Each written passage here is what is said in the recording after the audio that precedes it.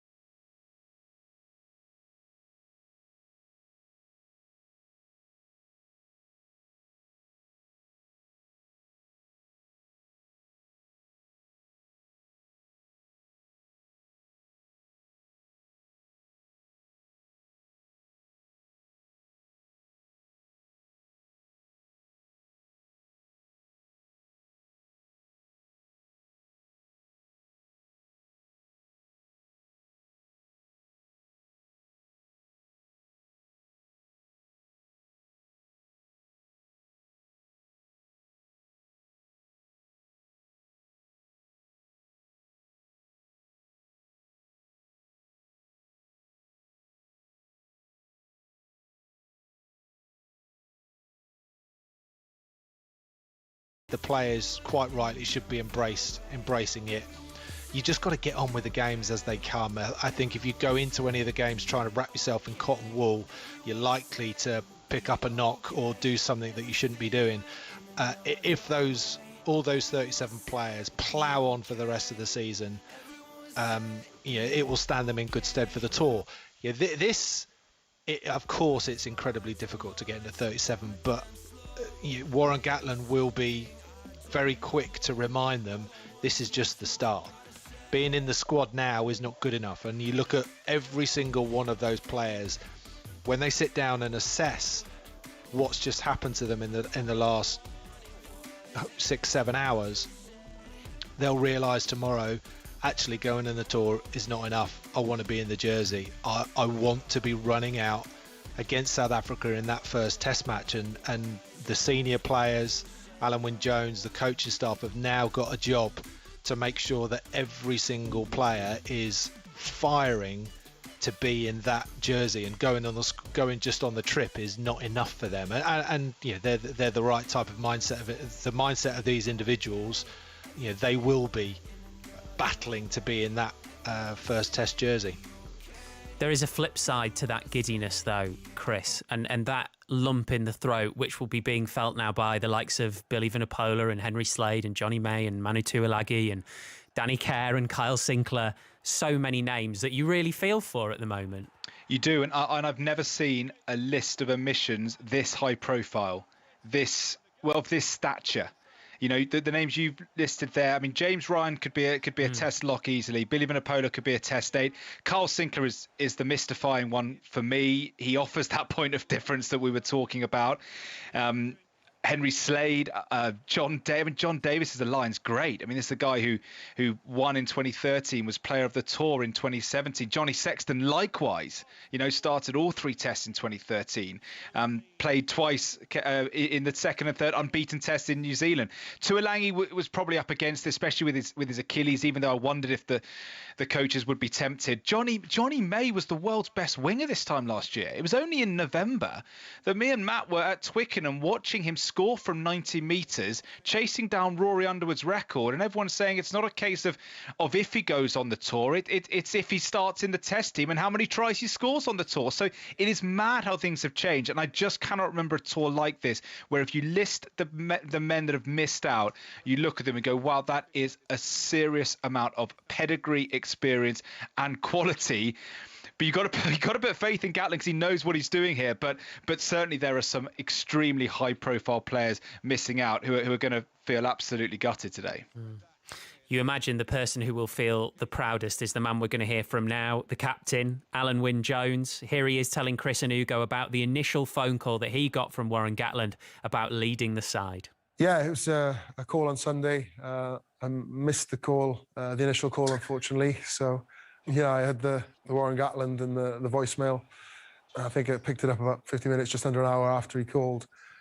So I gave him a call back. The voicemail, I said, could you give me a quick call, as succinct as that? So I was like, okay.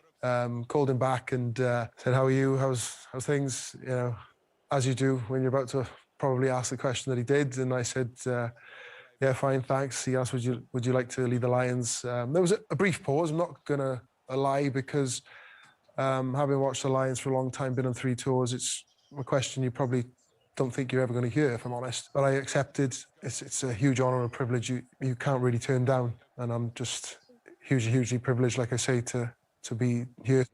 There is a full version, by the way, of that interview with Alan Wynne-Jones on a bonus Rugby Union Weekly, which will be available shortly. I love the fact that he missed the call, Matt. I mean, just imagine picking up your phone, missed call, Warren Gatland. Chris, so apologies, I didn't hear that interview, but I don't know whether you asked him. I would lay good money on there would have been a percentage of him thinking, I haven't made it. And that wow. Alan, that's a big swing, isn't it? Not making it to being the skipper. When you're right in the mix of it, and he knows how competitive it all is. You know, when you've got a call from the coach, of course there will be a part of him thinking, you know, is it a call about the captaincy? But also there is also just that outside of, oh my God, he's making a special effort, because that's a massive news that I'm not in the tour. There must have been 5% of him thinking, I hope it's the former. And what's the point of difference? And Tyke Byrne, if you look at him as his turnovers, he's brilliant in that area. He was great for the Scarlets before he went back to Munster and then got selected for Ireland. He's continued that. He was the best in the Six Nations.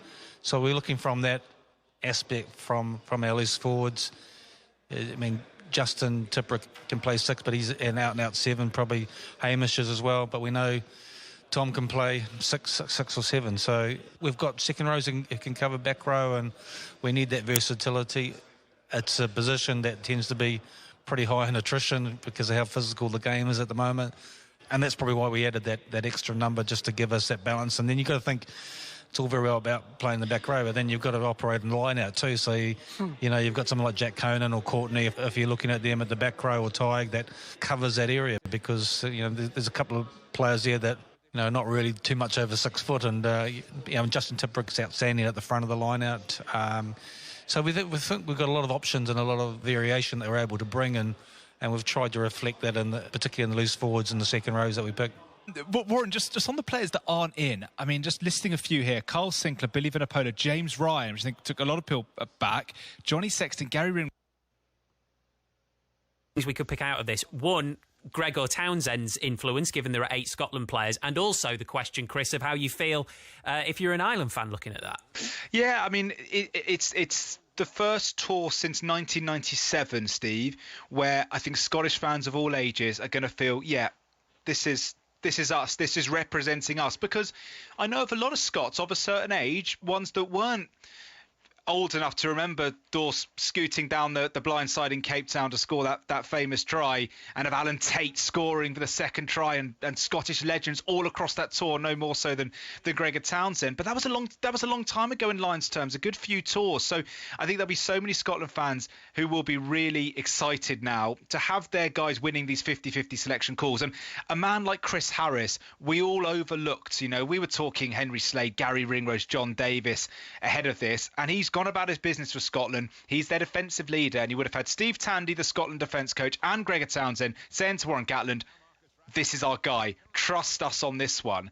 And that's the advantage, I suppose, of having people in the room. Ireland 8, it's not their biggest representation, perhaps a sign of their inconsistency, but still players here like Andrew Porter and Bundy Aki, who have come from left field, James Ryan and Johnny Sexton. We could talk all night about what bombshells they are, especially Ryan. It's just such an intriguing squad. It's not what anyone expected. Some areas look super strong. Some areas, like the centres, you've got your concerns, but you feel that there's the odd combination there that could really click. But yeah, above anything, it's a squad that does represent the 4 home nations, which ultimately is the Lions' utopia.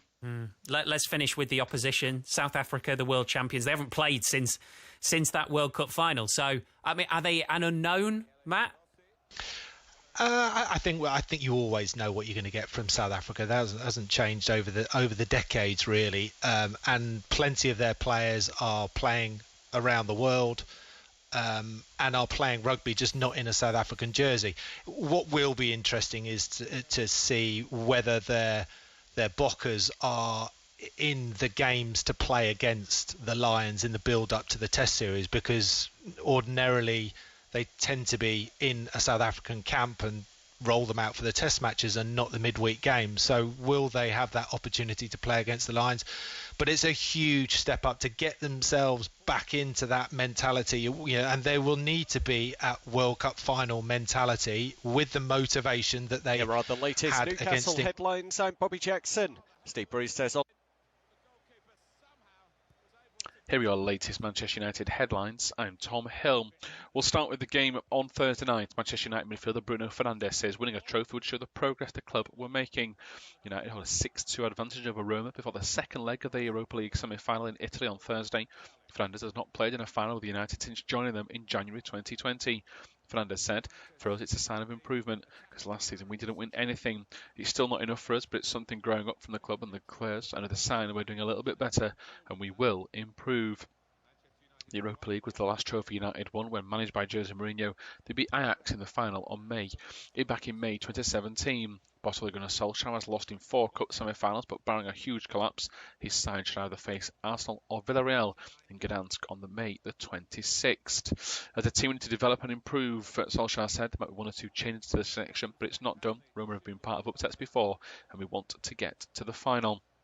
Midfielder Daniel James has not travelled with the squad because of injury. He joins Anthony Martial and the defender Phil Jones on the sidelines.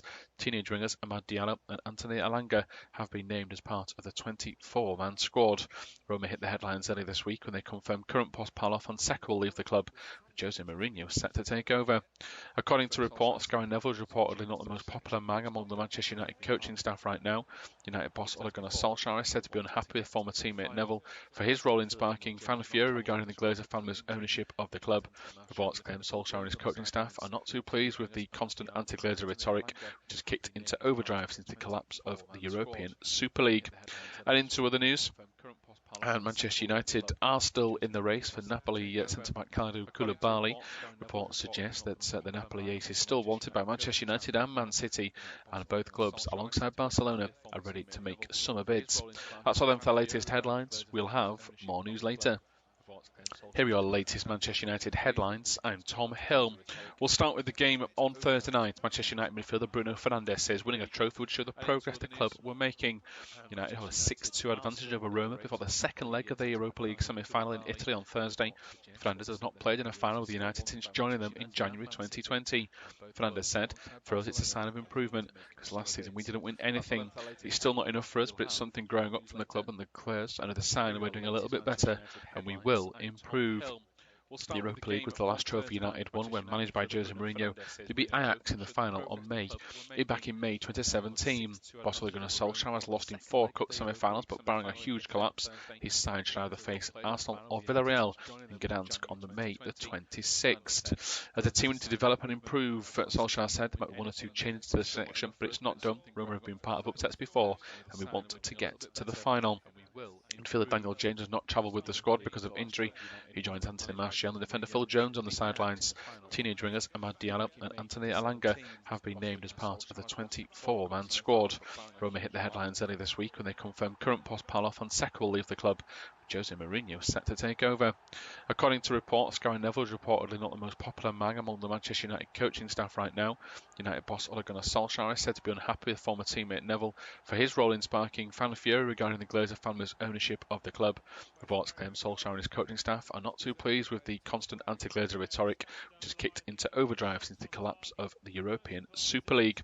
And into other news, and Manchester United are still in the race for Napoli centre-back sorted out, so it'd be interesting to see where Pepe, if he's going to play as one of the wing-backs, which side he plays on, because obviously you mentioned Chukwueze, if he's as lively as he was against Xhaka last week, then, in that left centre-back position, Marie's going to need a little bit of help. The name we've not mentioned there, Stephen, I should have done it in the team news. Kieran Tierney is on the bench. The game's obviously come just too soon for him. He's missed the last 6 or 7 with a knee injury. I mean, Arsenal would dearly love you know, to have him in there. Whether he's going to play any part this evening, we'll just have to wait and see. And George Cummins, our producer, just showing me a tweet from Mesut Ozil, which says, "Good evening, Gunners. I hope my former teammates will turn this game around tonight. Let's go." Given we've just been talking about the European great nights of the past, I've just been sent a photograph which is remarkable, and I need to know more about it. So this is, I'll just read you the caption, because I think what's happened here is someone has Googled Matt Upson and Lee Dixon knowing you were on together, just to make sure there wasn't any beef that nobody knew about, you see. And this is what they've come up with. Magician... Now I'm worried.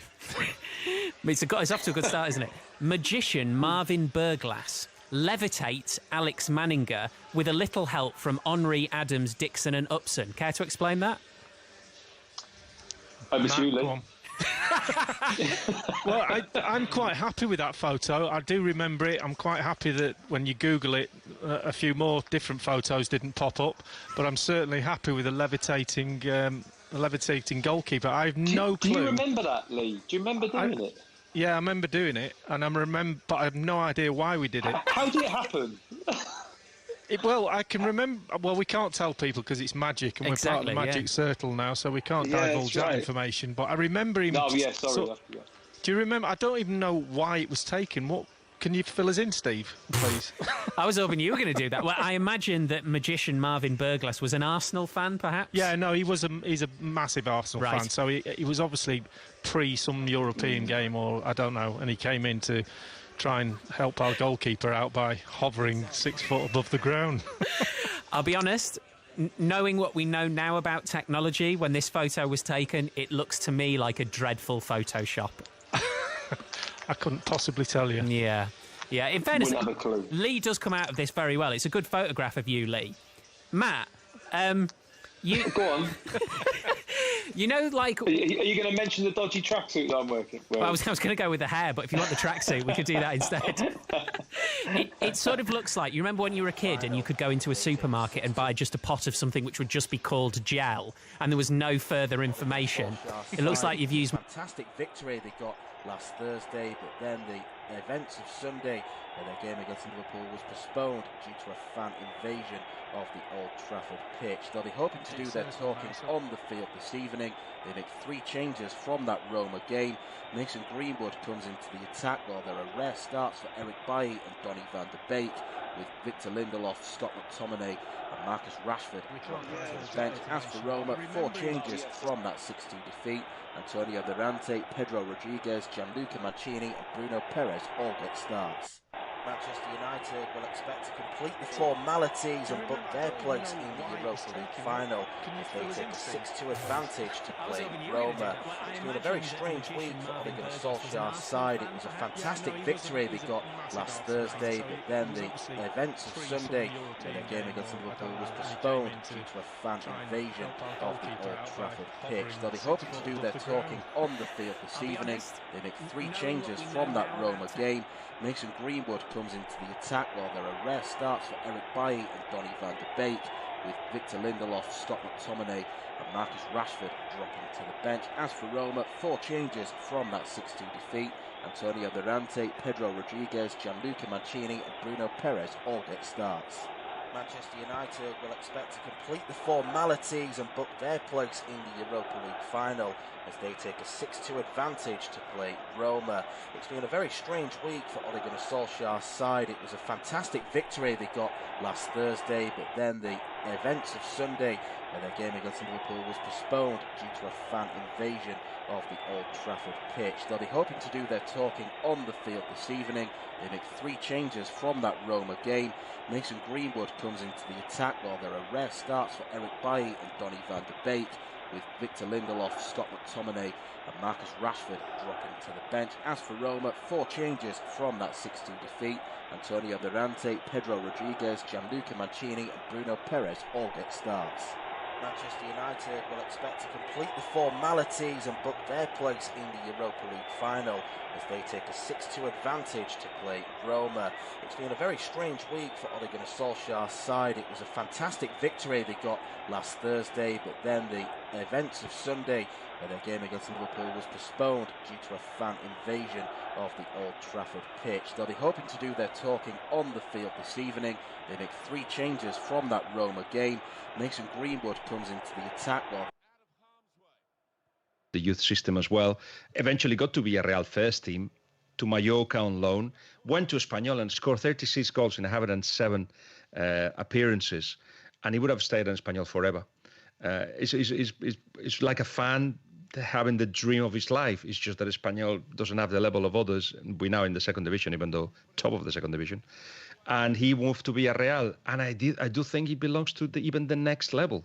You know, he wouldn't be amazing at Barcelona or Real Madrid, but at heart, he will be like me, an Espanyol fan forever. What do you think about Unai Emery's influence? Like, knowing everything you know about the player and the coach, do you think that working with Emery will have helped him go on to another level?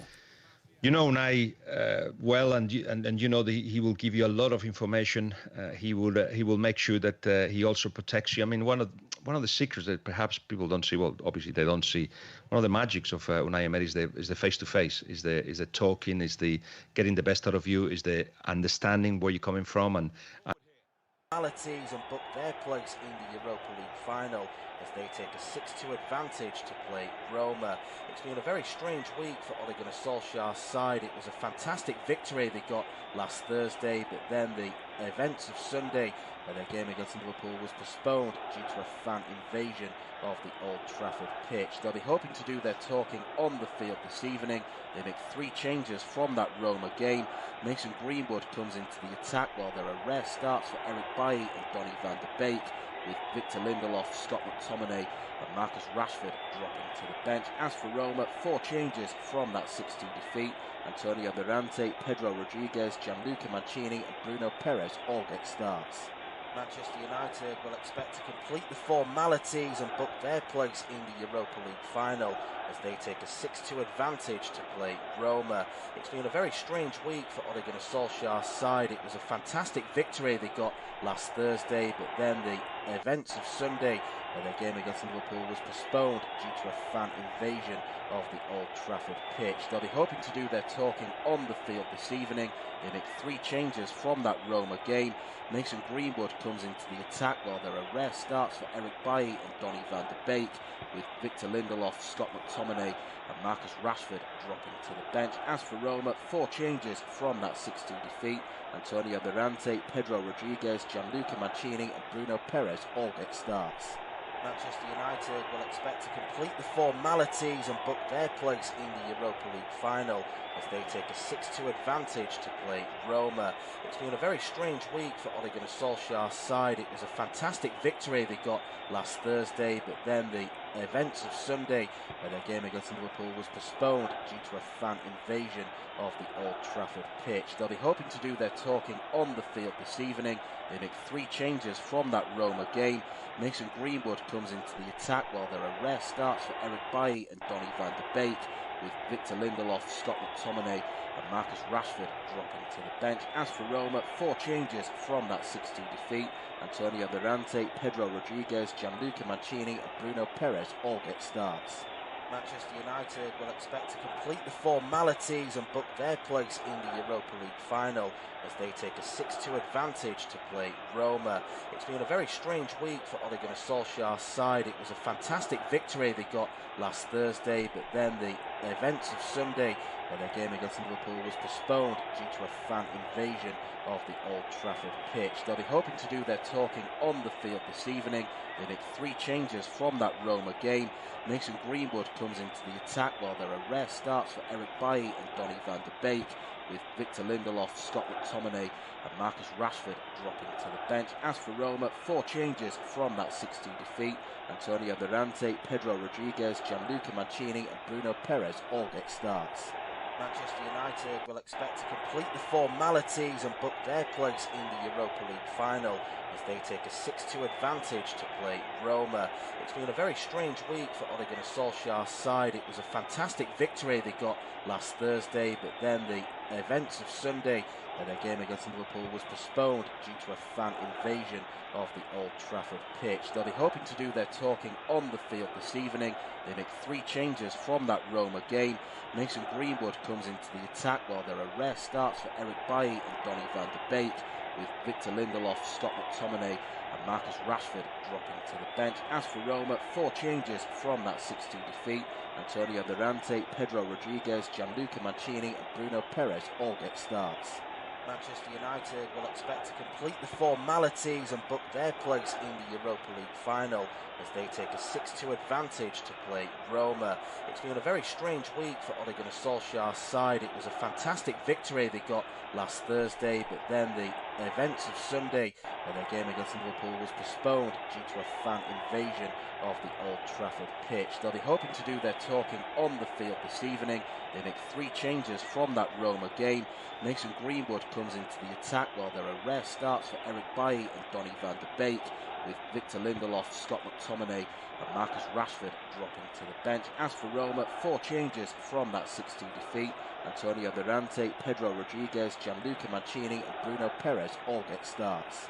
Manchester United will expect to complete the formalities and book their place in the Europa League final as they take a 6-2 advantage to play Roma.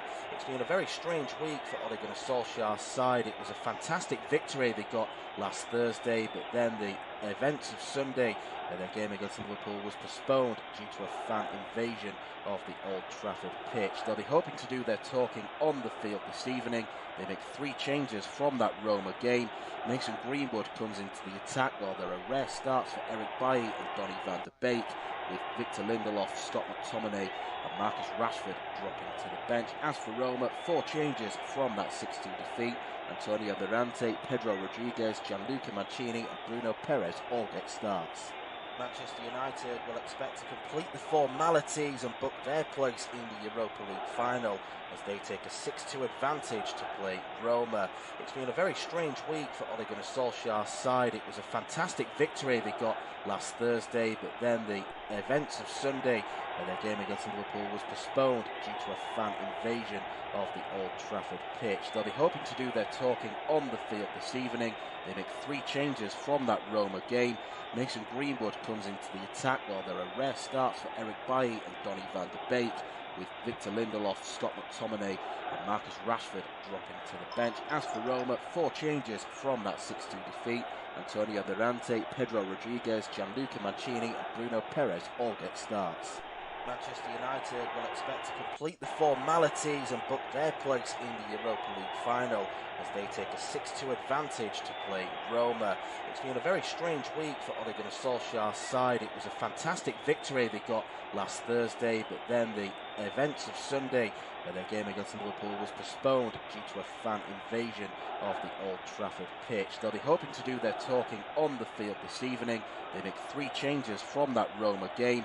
Mason Greenwood comes into the attack while there are rare starts for Eric Bailly and Donny van de Beek, with Victor Lindelof, Scott McTominay and Marcus Rashford dropping to the bench. As for Roma, 4 changes from that 6-2 defeat.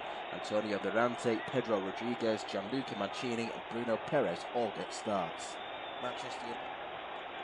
Well, we'll just leave that there because we are underway in Rome at the Stadio Olimpico for Roma against Manchester United, the second leg of the Europa League semi-final, and it appears it's only going to be one-way traffic after a barnstorming 8-goal encounter at Old Trafford last week. 6 of those goals went to Manchester United. Despite being 2-1 down at half-time, they put on a 5-star second-half display to take what is surely an unassailable advantage to the continent. They've just got to remain professional, do their jobs, and they'll be facing either Arsenal or Villarreal in the final of the competition in a few weeks' time. And it would represent another step in progress for Ole Gunnar Solskjaer, a man who was much maligned in his early stages at Manchester United. He went on a long unbeaten run initially, but then cracks started to show. But since then, he's really guided them into a decent-looking team, and with a few more arrivals,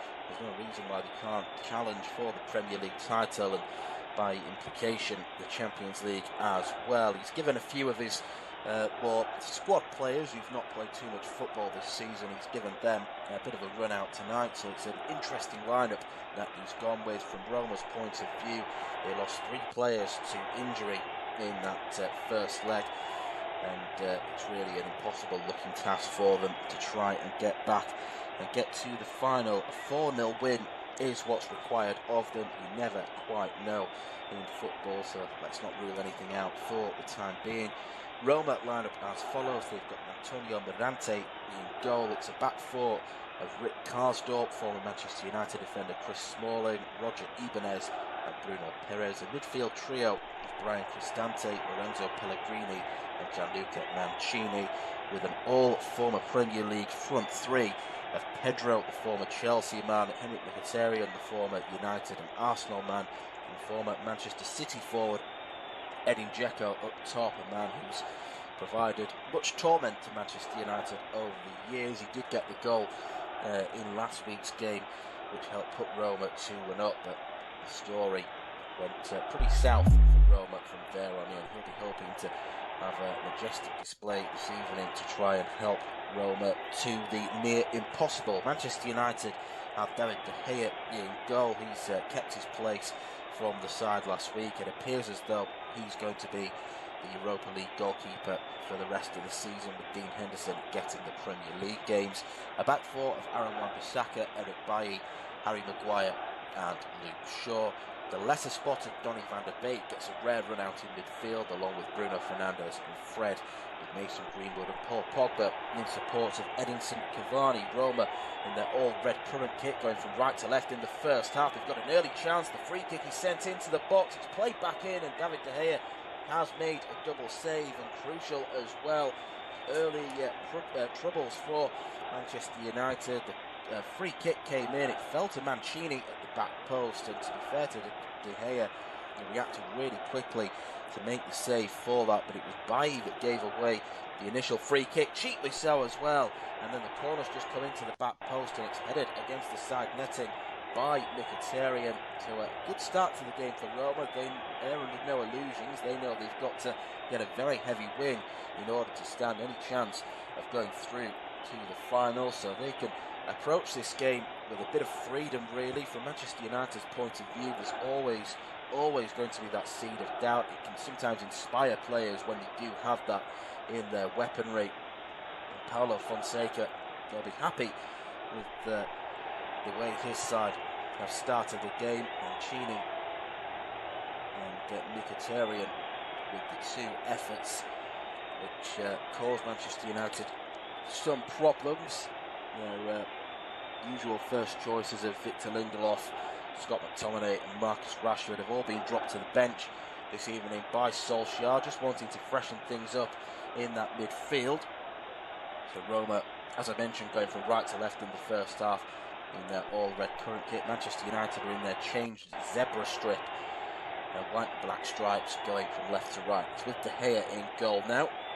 De Gea pumps it forward, headed up in the air by Bruno Fernandes, just looking to try and get some space to play the ball into, but Mancini is there just to shepherd the ball out for a throw-in, which is taken by Perez, but the ball has been robbed quickly from Mancini. Look at Manchester United down this near side now. Fernandes, he looked to get the cross in early, which he does towards the back post. Cavani didn't gamble. Van der Beek was in the box as well. The keeper, second choice, Mirante, came out to claim the ball. Lopez was one of those who went off injured in that first game. He looked as though he tweaked his shoulder, maybe dislocated it. And they've got a thin bench to reflect what happened in the last encounter. Only 9 players on that bench, where Manchester United have 12. 12 players are allowed to take the substitutes bench in these competitions. Long ball is played forward by the visitors up towards Greenwood. He's going to be doing a lot of the running up front. Edinson Cavani, who is in talks to extend his stay at Old Trafford, and I think that would be vindicated as well. He got a couple of goals in this reverse fixture last week, and he's generally been a very good acquisition on a free transfer after leaving PSG, many successful years in the French capital. He's in his 30s now, but he's still a valuable asset. But of course, when you reach that age, running isn't the forte, so Greenwood has got to do the job of Rashford, basically, as Roma come forward. Another strike is launched from the edge of the box. This time it's Pellegrini with the effort. Mancini and Pellegrini in the Roma lineup. The names, of course, of two former Manchester City managers. Left foot long shot, which he hit across, so it was always spinning back and away from that near post. But Roma will be pleased with the start they've made to this game.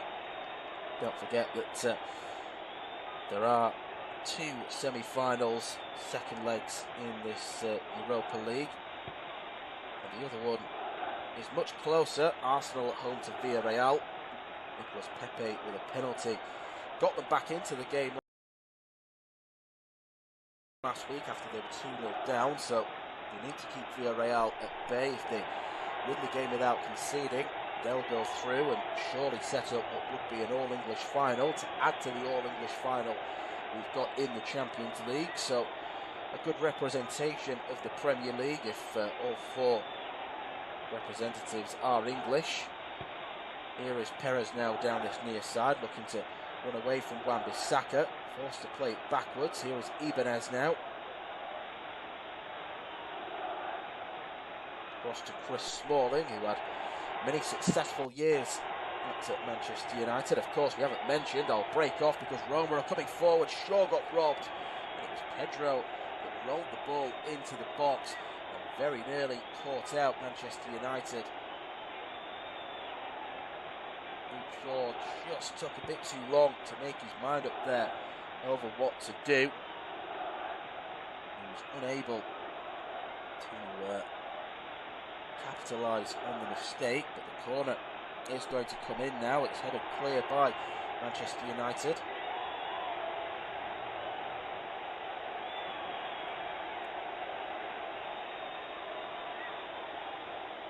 He does knock it forward now, and it's going to be headed out into touch over on the far side. Perez coming across and doing his defensive work as Solskjaer puts a lone figure in the Roma dugout, but I don't think there'll be any sort of stress in his makeup right now. He appears to be all at ease in this Manchester United job for the first season in a while, really. It appears as though he's not going to be touted as a stopgap appointment, because you look out there and you think which big managers are available. Of course, when Pochettino was free, everyone was putting two and two together and thinking that he was bound to be the next man to take charge at Old Trafford, but he's since departed for PSG. There aren't too many obvious options to replace Solskjaer, if of course Manchester United thought he needed replacing, but I don't think they do at this stage. Only part of the club that does need replacing, according to the supporters, and those in particular that ransacked Old Trafford on Sunday. Some unedifying scenes, it's got to be said, but there was an aim to those that protested. They want the Glazer family out of the club after their 16-year stint in charge. Where since Mr. Alex Ferguson left, they've been, in relative terms, starved of success. Things just go to show how successful he was as Manchester United manager and how good he was in order to rebuild squads. Roma play it back to Mirante. Clears it forward, but Maguire wins the header ahead of Dzeko. Cavani looking to try and challenge. He wins the ball back, fair and square as well. Referee Felix Breich not blowing up for a free kick, and Cavani will play it across now to Bruno Fernandes. Fernandes lifts it into the box. It's just gone beyond Mason Greenwood, but that's Manchester United's best attacking move of the game so far. Early stages at the Stadio Olimpico, where it's Roma 0, Manchester United 0, as you'd expect, needing to bridge a 4-goal gap. Roma are throwing everything at the Old Trafford side. They've had a couple of decent early opportunities. Gianluca Mancini had a shot when the free kick came into the area. It was a shot from very close range as the ball just bounced to him. He forced a good stop from David De Gea from the follow-up corner. It was swung in towards the back post and Henrik Mkhitaryan headed it into the side netting. Lorenzo Pellegrini's also had an effort from distance, but this one went wide of the near post. Manchester United haven't really got going yet, not created too much, but all they need to do is stay focused and disciplined and they'll get the job done. It's Roma 0, Manchester United 0. Roma, of course, will be the next chapter in the managerial career of Jose Mourinho. That was announced this week. Did have great success in Italy with Inter Milan, winning the league title and Champions League double back in 2010 now. Before he departed for Real Madrid, the pull of La Liga and arguably the biggest club in the world was too much to turn down.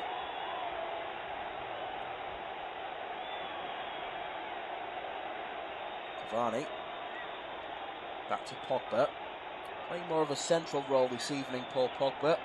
Shaw plays the ball into the box, looking for Van der Beek, but it's intercepted by Karsdorp.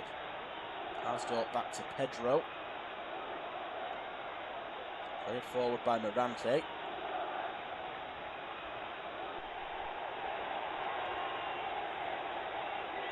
Van der Beek now, Manchester United win it back, it's Pogba. Pogba plays it through, he's looking for Greenwood, but he's just muscled off the ball by Smalling. I'm sure Chris Smalling will relish the prospect of a reunion with Mourinho. Didn't figure too much when he was in charge at Old Trafford.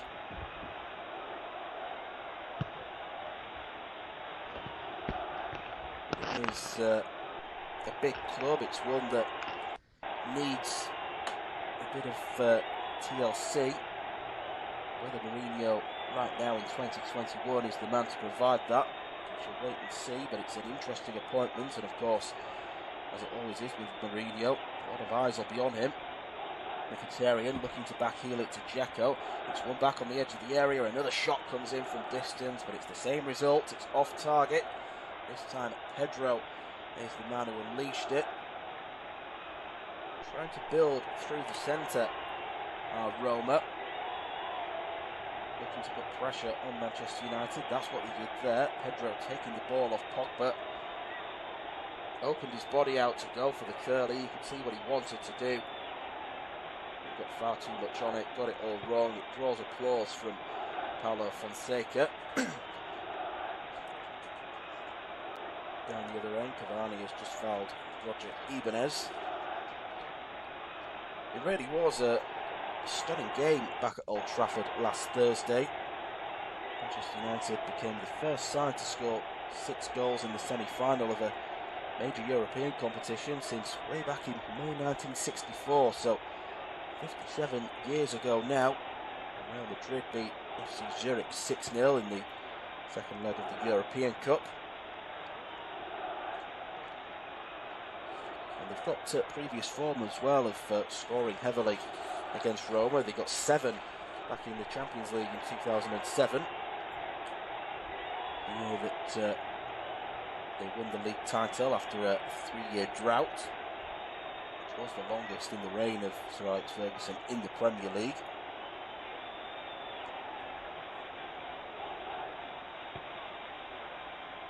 De Gea sweeps it out now to Luke Shaw.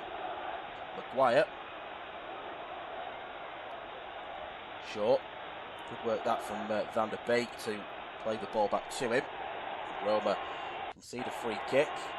Shaw, I think, is asking the referee, should that be a booking? The referee, Felix Breich, as I mentioned, the experienced German official. He's the man with the whistle tonight.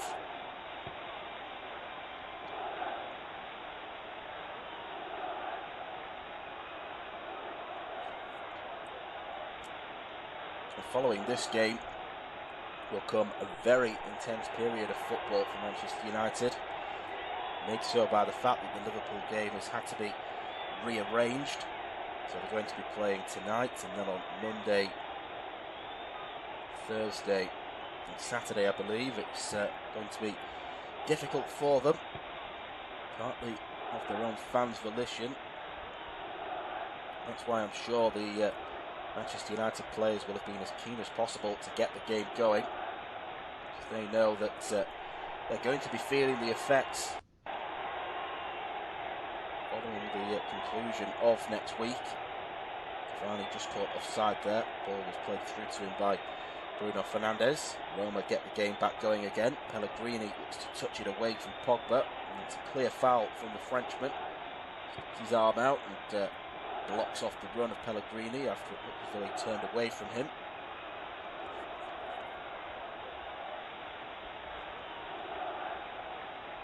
Dzeko. Karsdorp. Drew now to Pellegrini, tries to lay it back off to Dzeko. Attempting the one-touch football roller on the edge of the box, but Manchester United smart to it this time. It looks as though Van der Beek's playing quite an advanced role, leaving Pogba and Fred in midfield. Pogba playing slightly deeper, definitely more central, as I mentioned earlier. Van der Beek attacking from the left, it seems, but he's also running into the box when Manchester United try and get forward. It's been such a frustrating season for Donny van der Beek, who gets a crunching challenge from Wan-Bissaka, really diving in on Perez. I think he did get to the ball, but it's one of those where 20-30 years ago eyelids wouldn't be battered at that. Nowadays referees don't like it, and Wan-Bissaka has been shown a yellow card. So you can feel sorry for him in terms of the fact that it probably was a good challenge, but you can't afford to. Well, looking at the replay, it was a poor challenge. Didn't get to the ball. It looked as though he may have got a slight touch to it, but he definitely took the man out first and then got a slight toe end on the ball, so probably the right decision. It's that sort of player, Wan-Bissaka. He's very much an old-fashioned full-back. Improvements to be made in his attacking play, but defensively he's usually very sound. He was at Crystal Palace, he was topping the charts for the number of tackles made and interceptions.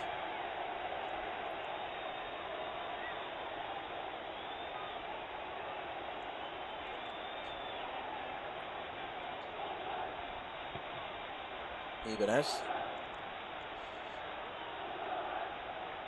Roll back to the goalkeeper. Here is Smalling now. Smalling clears. Forward now by Fred. Cavani, as he kept himself onside. Cavani's looking to lift it over the keeper, and I think he's hit the top of the crossbar. I don't know if the flag went up. The way Cavani is putting his head in his hands suggests that it didn't. He just got too much power on the ball as he went to lift it over Morante, who was in no man's land, really. That's a chance for Manchester United to get yet another goal that make the prospect of Roma playing in the Europa League final even more remote. Dzeko. Given away, it's Wan-Bissaka now coming forward. Just overruns it slightly. I think Greenwood may have been in his way. It's a throw-in now for Roma. In fact, I think the decision has gone the way of Manchester United. They've been awarded a free kick, actually. Fred. Back to Maguire. You would imagine if Manchester United can get a couple of goals in this first half, wondering whether Ole Gunnar Solskjaer may think it's wise to make changes at the break. Perhaps bring on the likes of Alex Telles, Brandon Williams, Axel Tuanzebe, these young fringe players who've had a great deal of football to shout about. Because I think Solskjaer, by and large, is now aware of what his first pick is. Some differences of opinion game by game on who he plays up front, particularly the back line. It's Wan-Bissaka, Lindelof, Maguire and Shaw. I think he has settled on that. I think he's settled on Henderson as his Premier League goalkeeper. Roma coming forward now. It's Mkhitaryan, left edge of the box. Mkhitaryan plays it into the area, but combination of Wan-Bissaka and Pogba helps sweep it away. It's Greenwood coming forward now. He's only got Cavani ahead of him. Van der Beek is to his side as well. He plays it to Fred instead. Fred to Van der Beek into the Roma half. Van der Beek pointing forward, but he plays a short ball to Fred. It goes forward now to Greenwood.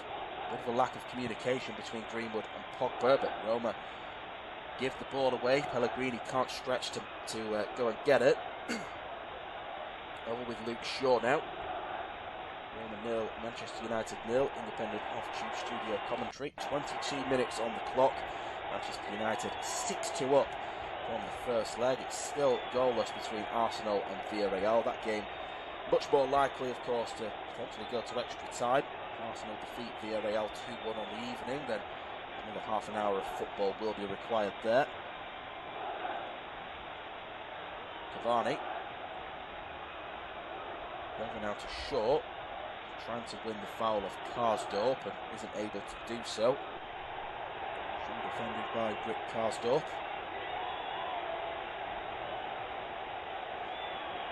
Perez.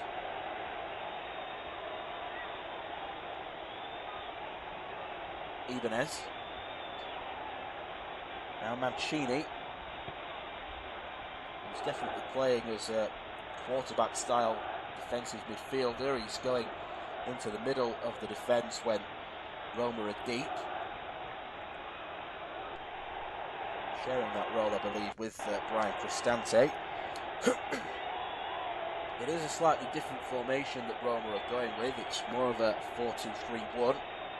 Cristante and Mancini will step back, but by and large they're playing as just orthodox midfielders. Forward now by Karsdorp, curls it forward, looking for Pellegrini. He's always looking to make those late runs, the Roma captain from midfield, but again, just a bit too much power on that ball from Karsdorp. Pogba forward now, headed on by Greenwood, looking to find Van der Beek, but it's going to be picked up in the midfield as it's really good defending that from Bailly. He stepped in as Roma played a quick ball forward. Had he left it, then I think Dzeko would have been able to control it and maybe get a tap in of his own. Van der Beek now. Fred. Back to Maguire. Here is Bailly. Through now to Wan-Bissaka. Can he play it down the line? He's going to run forward instead. Again, runs into traffic. Roma can come forward.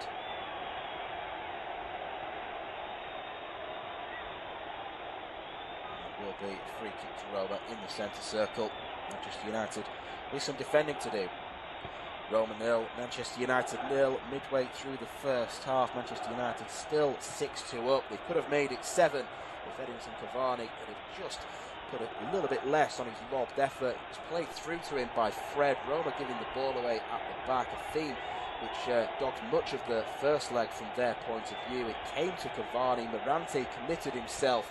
Cavani tried to lob, but he put too much on it, hit the top of the crossbar and went behind for a goal kick. Aaron Wan-Bissaka has been booked early on as well for a real crunching sliding challenge on Bruno Perez. Roma 0, Manchester United 0. Pogba coming forward now from midfield. Oh, that's a terrible pass. In fact, it may have been Bailly actually. I think it was Bailly, as a matter of fact. Just seeing the space in front of him, trying to make a run forward. Completely messing it up at the end. Getting a bit end-to-end this game. I don't think that's what Manchester United will want, but if Roma leave gaps at the backs, they'll take it, and there's a gap here. Cavani played into the box and forces the save from Morante. Strikes the ball straight at him. It's a great stop from the keeper, but Manchester United should be 1-0 up. No question of him being offside. He was played on by the fullback Karsdorp getting back, and Cavani should be scoring that. Really got everything behind that strike. Edinson Cavani unable to play either side of the goalkeeper.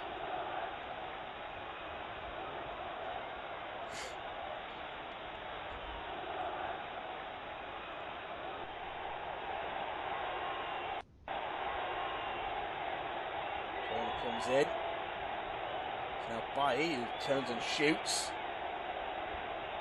Cleared away. It comes now to Wan-Bissaka, who's the furthest man back from Manchester United's point of view.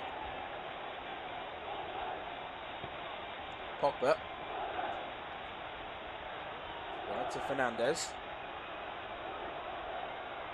Pogba and Fernandes could be other contenders for early substitutions if Manchester United can extend their advantage further. I don't think Solskjaer would maybe look to disrespect Roma too early with those. Oh, it's played forward, nearly finds Van der Beek. Perez gets a crucial touch. It's just played forward and it went over Smalling's head.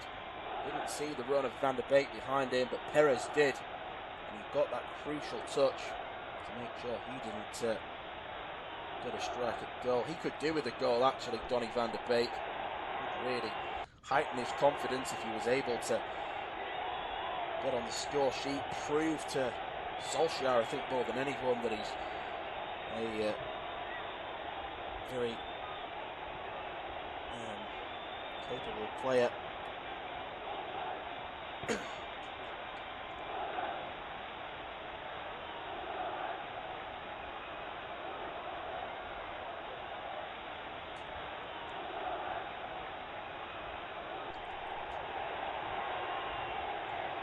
Smalling has now gone down injured. There's a break in play as it was played out for a throw-in. It looks as though he's shaking his head, so his second reunion with Manchester United in the space of a week. It looks as though it could be coming to an early end, and it's another injury has been picked up. And as a matter of fact, I think there is a Roma player warming up on the touchline. There is. Marash Kumbula is about to come on. So it appears as though Smalling's race is run.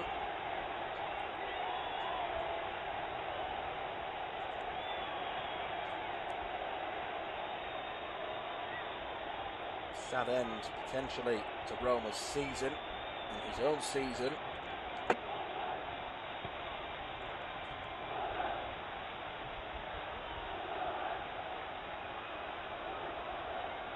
Just having a look at the replay of that early chance that Roma had when the free kick was floated in. Mancini controlled it and just couldn't adjust in time.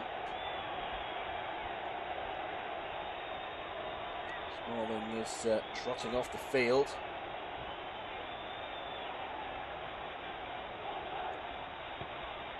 Is that substitution about to be made? Well, Marash Kumbula was getting warmed up. It appears as though Ibrahima Darboe is now the man they're turning to. Not sure why there's been a change of heart, but it appears as though there has. Darboe looks as though he's going to be the man to come on and replace Chris Smalling.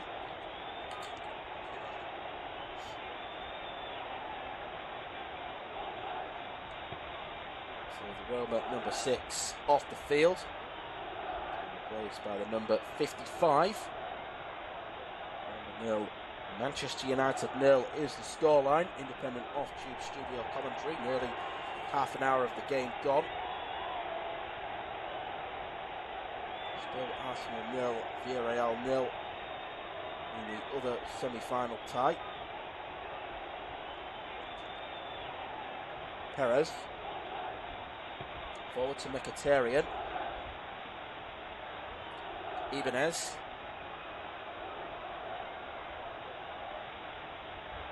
Forward now down the channel. Dzeko gets there ahead of Bailly.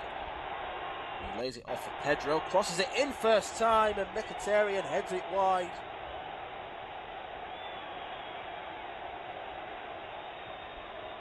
The ex-Premier League triumvirate working well there. Brought down by Dzeko. First time ball by Pedro. Don't know whether Mkhitaryan may have been offside, but it's great control by Edin Dzeko. Threatening cross from Pedro, and then there was the Armenian. Heading not his forte, and he proved that there. So much pace was put on the cross. The only thing he needed to add was direction, and able to do so. Forward now to Pellegrini, looks to touch it on to Edin Dzeko. And a free kick has been awarded right on the edge of the area. By understandably might feel a little off the pace during this game.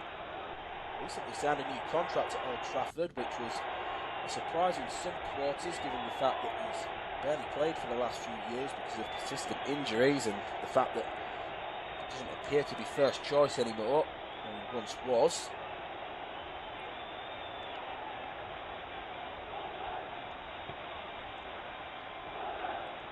So a chance now for a good ball to be swung in. Wasn't a bad one. Maguire gets the header on. It's going to be marshalled out, I think, for a throw-in rather than a corner. Mkhitaryan wanted to take it quickly, but instead he's just going to leave it for Perez.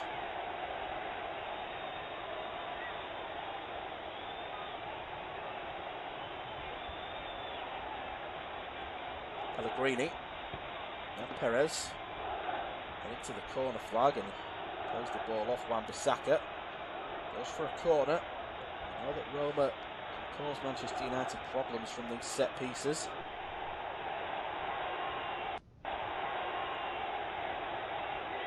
Perez launches the throw. And it's all come to absolutely nothing. Not great work from Roma. Desperate for a goal.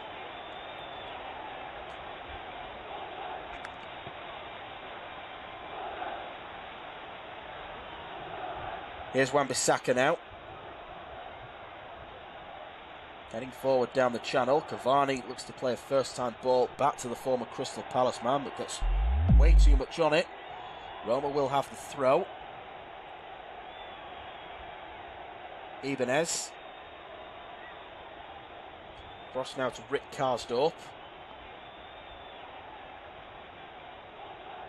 Ibanez. Going across the back line, Roma. Just need to inject a bit more urgency to their play, you feel. It does seem like a near impossible task, but one goal, as I mentioned at the start of the game, will plant that seed of doubt in the Manchester United heads. Ball's played down the channel now. Maguire gets a foot on it, but not too much. Dzeko could square it. Dzeko is still going himself. Can he get the shot away? He can, but it's blocked at source. Pellegrini with the follow-up strike is saved by David De Gea, and that's a big chance for Roma to take the lead in this game. Dzeko probably should have squared it a bit earlier on. Pellegrini was always in space. I don't know where Manchester United were in terms of tracking him. Roma trying to come forward. Pellegrini is now down on the deck. Fred claiming that he's injured as well. Dzeko just muscling his way forward. Eventually bounced to Maguire, who couldn't adjust in time to clear it properly. It fell to Pellegrini. And there was David De Gea, who, by his very high standards this season, has had a poor year. So much so that he's been relegated to second choice, it seems, but he's still a very good goalkeeper. Proved capable there.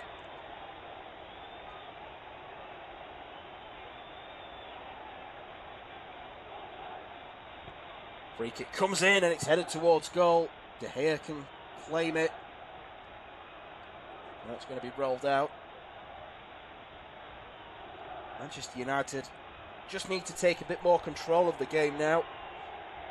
They've got it in their pockets. They don't need to do anything too reckless. They don't need to do anything too adventurous. 10 minutes to go of this first half. It's Roma 0, Manchester United 0. Manchester United leading 6-2 on aggregate. Cavani wants it downwards. Now Wan-Bissaka. Maguire forward to Van der Beek. Comes back to the Dutchman. Now short. Here is Maguire. Maguire looking to maraud forward. He's brought down by Cristante. It's going to be a Manchester United free kick. Cavani's had a couple of efforts for the visitors, but by and large Roma have had most of the opportunities. Mancini making the contact with the header, but De Gea was there to make the save.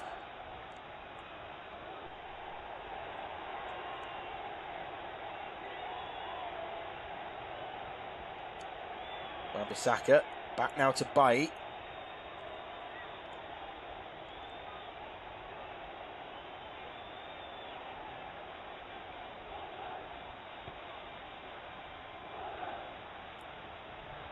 Pogba down the line for Cavani. Cavani just runs into a bit of a cul-de-sac. Here's the substitute, Darboe. Back now to Mancini. Darboe across to Karsdorp. Mancini. Ibanez had to be very careful then, taking liberties in possession. And that's what happens. Manchester United have given it away, but Van der Beek went forward first time. He had 3 ahead of him, and he should have done so much better with that. Big chance for Donny van der Beek there to set up and start a counter-attack.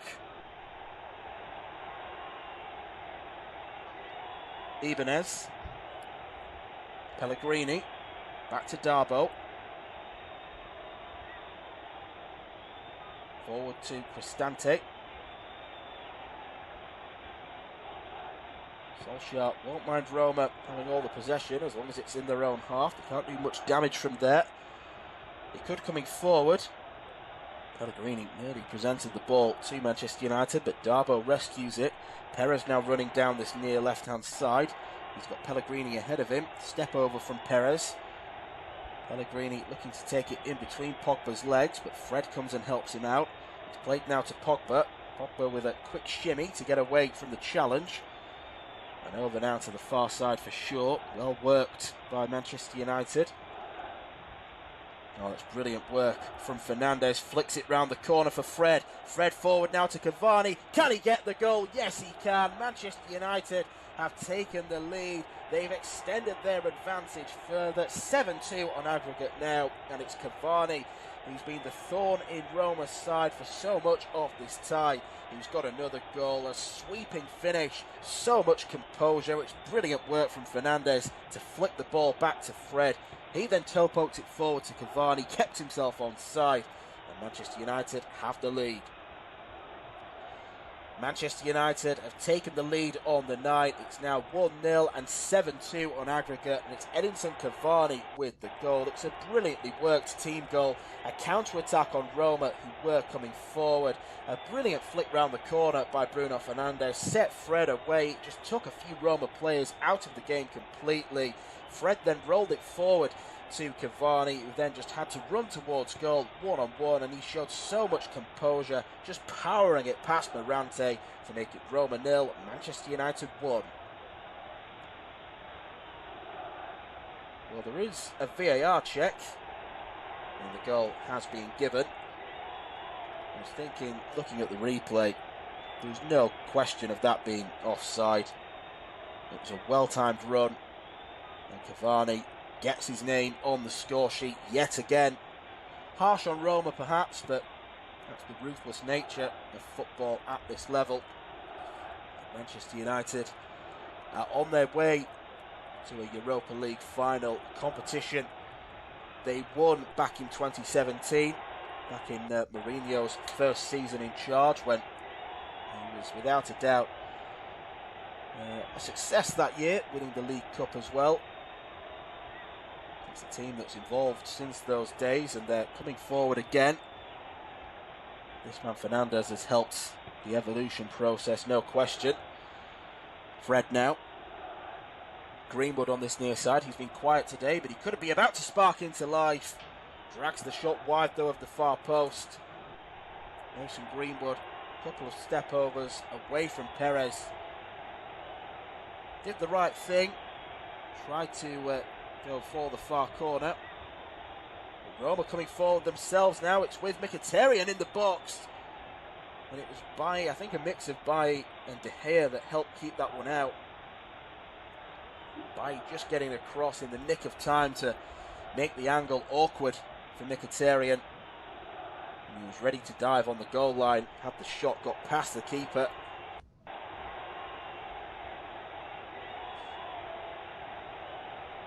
don't think for one moment that under Mourinho, Roma are going to be as open and as fluent as they are this evening, particularly in the first leg. The amount of times they gave the ball away at the back. Any team that pressed them could put them under pressure. They relentlessly stuck to their playing out from the back principles.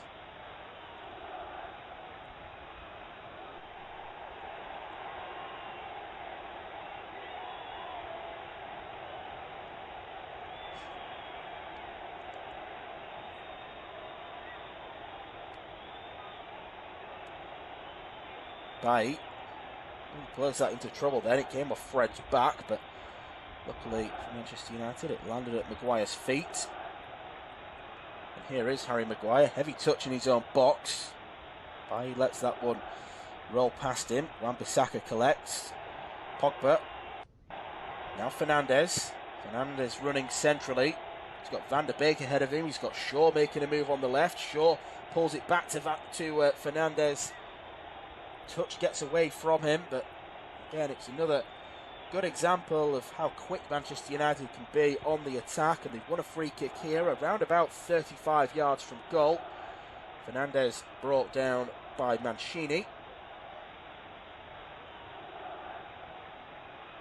Bit of a cheap free kick to give away as Fernandes looked to turn Mancini, just stuck a leg out. Wasn't really too much intent there to get the ball. It's probably just within shooting range. Pogba and Fernandes both eyeing this one up. So Rashford might fancy his chances if he was on the field. Pogba standing a bit further back, so if he does go for goal, it's going to be a pile driver. Fernandes, if he goes for goal, it looks as though it's going to be a bit more delicate. Curler perhaps.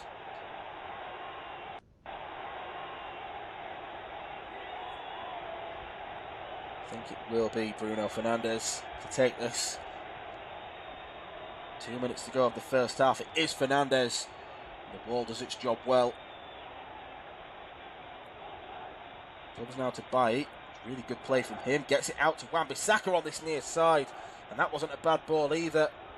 Cavani, Van der Beek and Maguire all in the box there.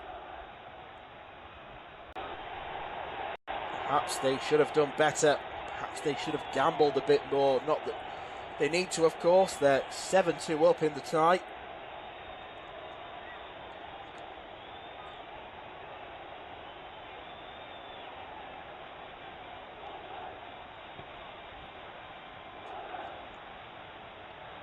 Ramsey rolls it across now to Perez.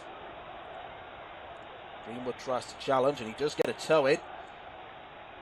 Can't set him away, but good defensive work from Mason Greenwood. Player who's really come on leaps and bounds in the last 18 months or so. He's an outside bet to go to the Euros with England. Maybe those odds have shortened, particularly since it was announced that 26 players can be named in the Euro squads rather than the usual 23, accounting of course for the very tough fixture schedule that the coronavirus pandemic has brought. 20 seconds left of the opening 45, and Manchester United muster another attack and get another goal. Maguire stands a long diagonal foot up towards Greenwood, and he played it across for Cavani, who couldn't get the telling touch to turn it goalwards. 3 minutes of additional time by the fourth official. An injury to Chris Smalling. Substitution to bringing on Ibrahima Darboe. We've had the goal as well, which required a bit of a VAR check. Roma play it forward now. Pedro crosses. Too much on it for Dzeko. It's going to be recovered at this near side, but the flag goes up, so Roma's attack will be halted. Very tight, that decision. It may have needed the trigonometry lines to determine whether he was on or offside. All academic now.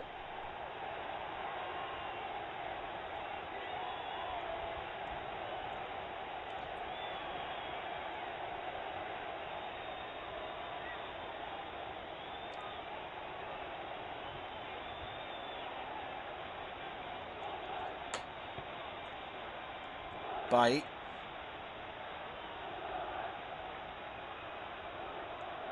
De Gea's crossfield ball now to Wan-Bissaka.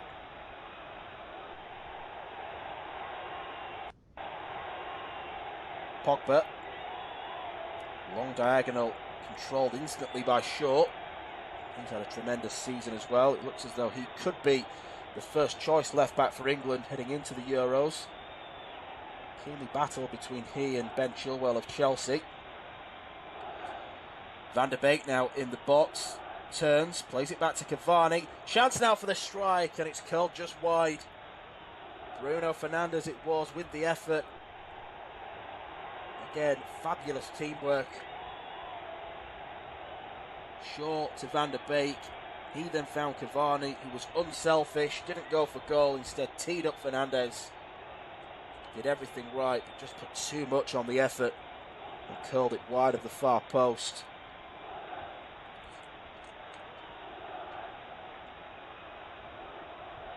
Ibanez. Mancini.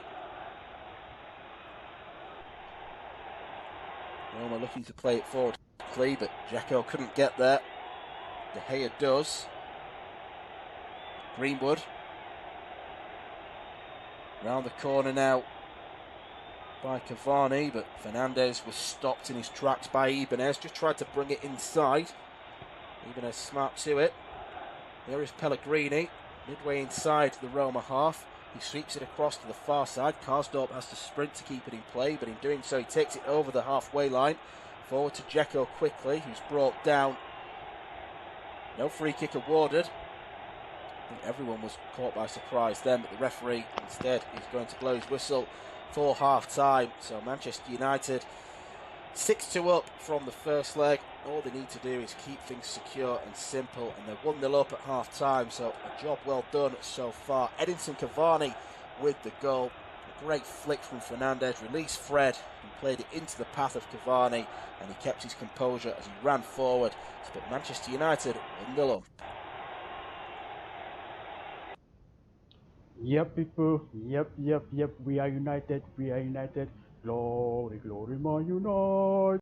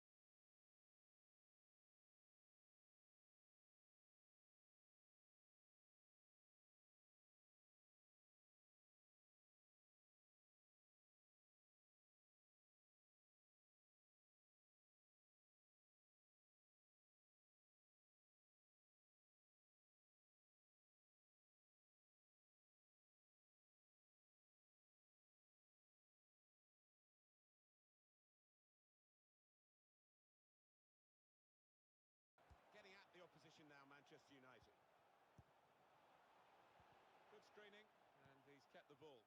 Raja 9.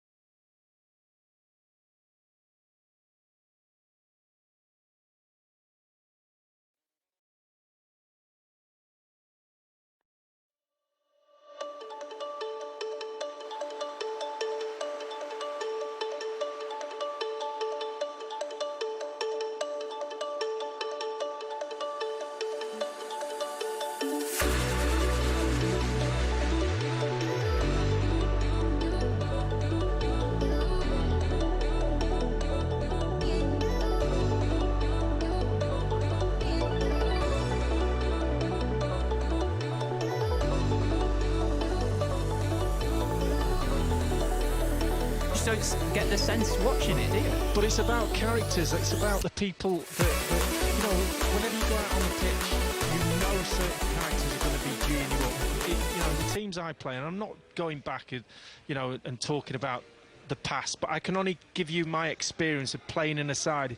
If I'd have started the game like half of them have started tonight, I'd have got Wrighty'd have been on my back. Tony Adams would have been going, Dicko, what are you doing?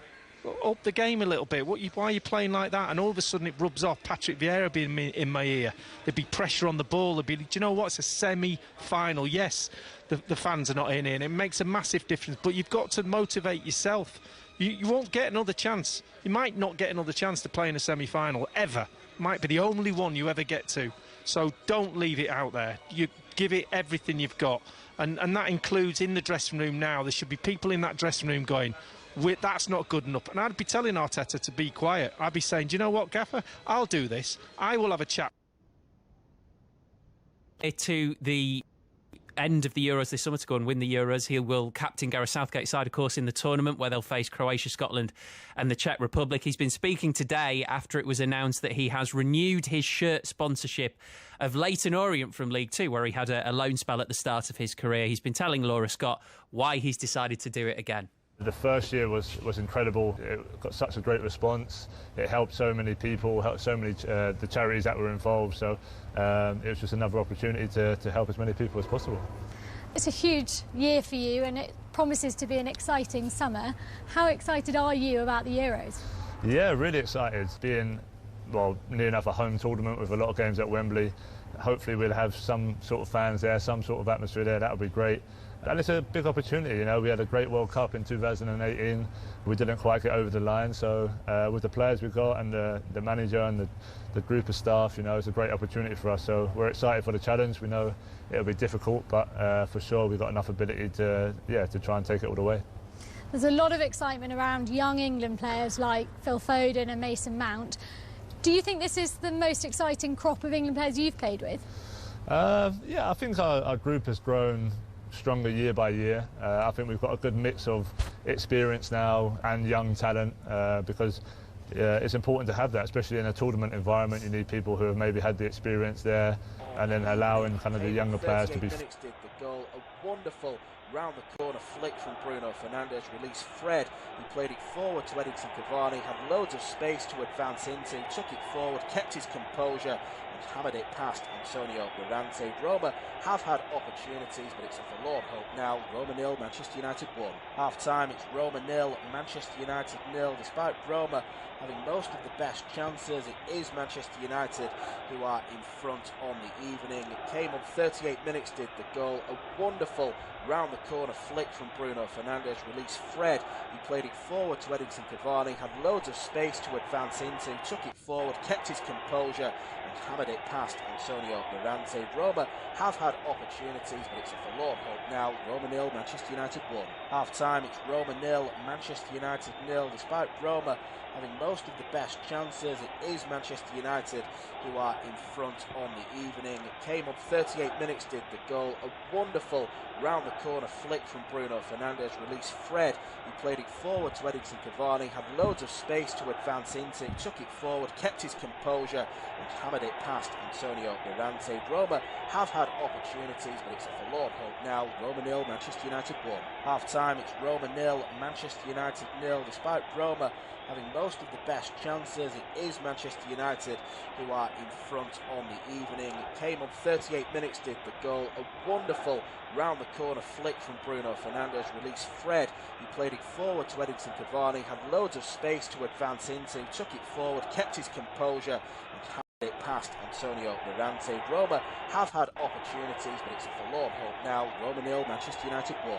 Half time, it's Roma 0, Manchester United 0. Despite Roma having most of the best chances, it is Manchester United who are in front on the evening. It came on 38 minutes, did the goal, a wonderful round the corner flick from Bruno Fernandes, released Fred, he played it forward to Edinson Cavani, had loads of space to advance into, took it forward, kept his composure and hammered it past Antonio Mirante. Roma have had opportunities, but it's a forlorn hope now. Roma 0, Manchester United 1. Half time, it's Roma 0, Manchester United 0. Despite Roma having most of the best chances, it is Manchester United who are in front on the evening. It came...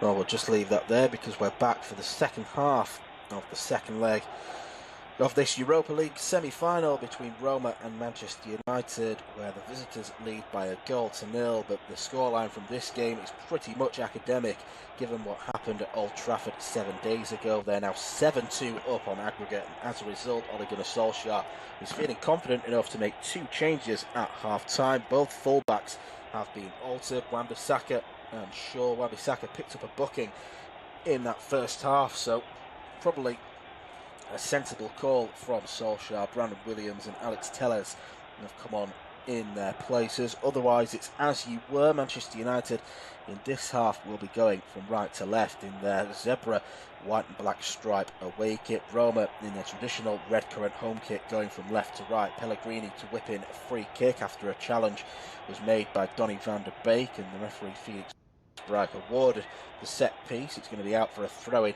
over on the far side. Curled in towards the edge of the box for Edin Dzeko, chests it down, the shot's going to come in and it's straight at David De Gea, and in fairness to Roma, they have made things a bit awkward for their visitors this evening, but it's just not been enough. They had to come out of the blocks so quickly to the point where you probably think they need 2 goals in the first 15-20 minutes to really try and throw things for Manchester United. They're coming forward now, Manchester United. Cavani miscontrolled it in the box after launched another swift counter-attack. Pogba now slips as he gets the hold of the ball in midfield. It's played forward quickly up towards Dzeko, but Bailly is there to get himself across. Which will forward into Pogba's path now. Over with Williams on the far side, who's found it much more difficult to get game time this season. Brandon Williams, he played several games for the Old Trafford side last season, but with the arrival of Alex Telles, he's come through the ranks as a right-footed left-back, but I think nowadays he is seen more as Wan-Bissaka's cover, playing at right-back. Pogba gives the ball away to Darboe in midfield. One back though by Maguire.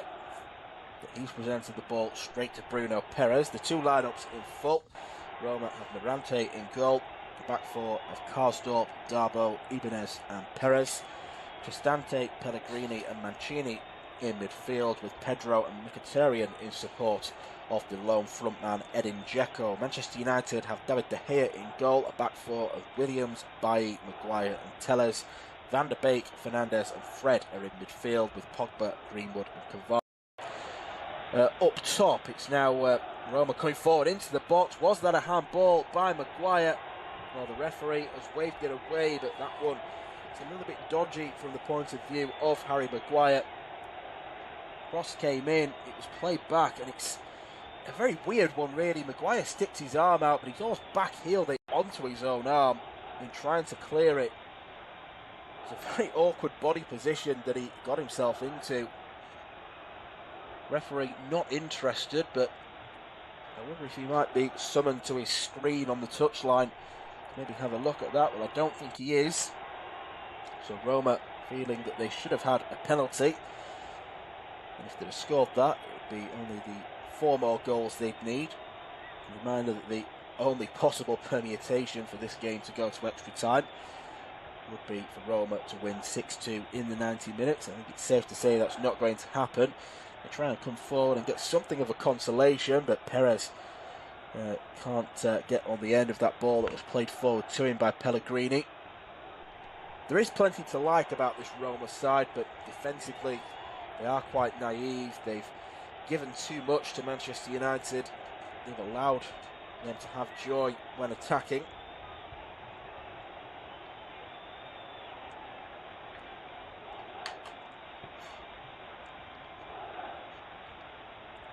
Here's Ibanez.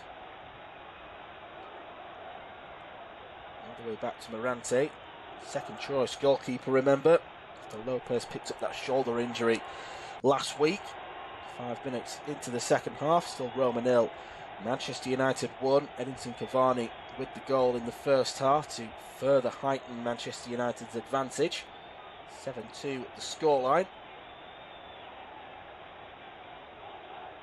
Karsdorp plays it down the channel. Will keep it in. He goes for the back post cross, and it was dealt with by Williams, heading it away behind for a corner kick, getting there ahead of Mkhitaryan. Taking no chances, and that's what he needs to do, Brandon Williams.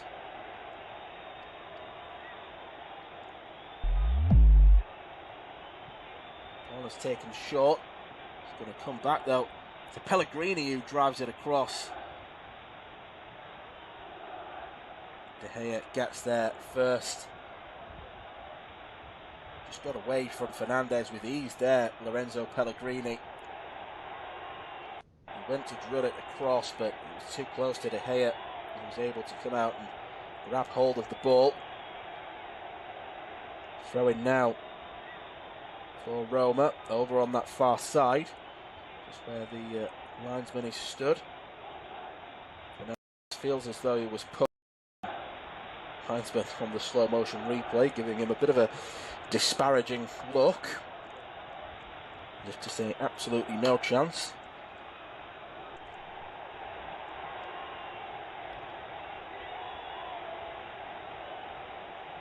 Pogba. Back to Maguire now. He might come off at some point during the game. The amount of football he's squeezed in since joining from Leicester City has been quite staggering, Harry Maguire, given that he's been a fixture pretty much in the England side as well as Manchester United, so he's played a hell of a lot of football in the past couple of years.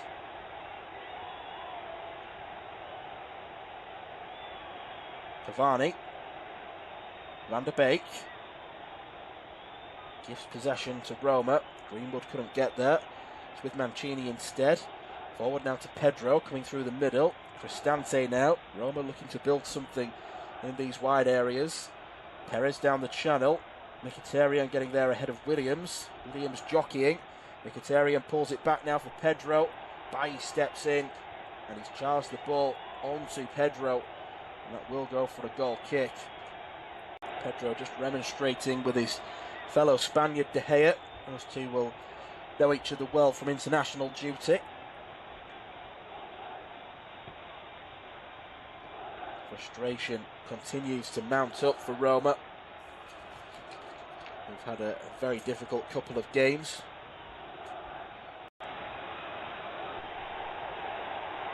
Not helped, of course, by the number of injuries they had. I mentioned they had 3 against Manchester United at Old Trafford. They became the first side, actually, to make 3 substitutions in the first half of a Europa League game since 2009, which was quite the stat to read. Forward now by the visitors. Cavani caught offside. He had Van der Beek for company. Shown some good things, Donny Van der Beek. It was Cavani that was caught offside, not the Dutchman, but just on the Dutchman's performance, because it's been a dark season for Van der Beek. That's a good back heel by him to Cavani now. Van der Beek trying to step in. A free kick's awarded. Cavani just dragged down.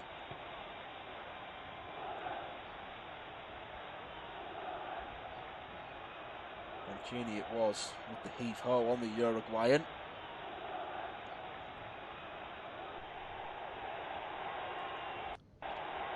Played across now to Tellez on this near side. Tellez crosses it first time.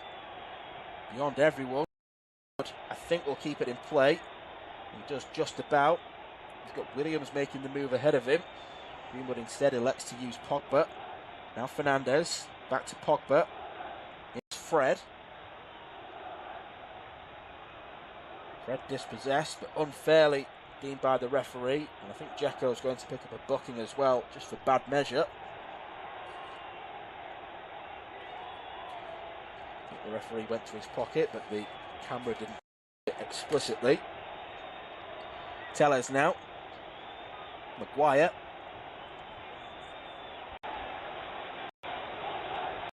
To Tellez.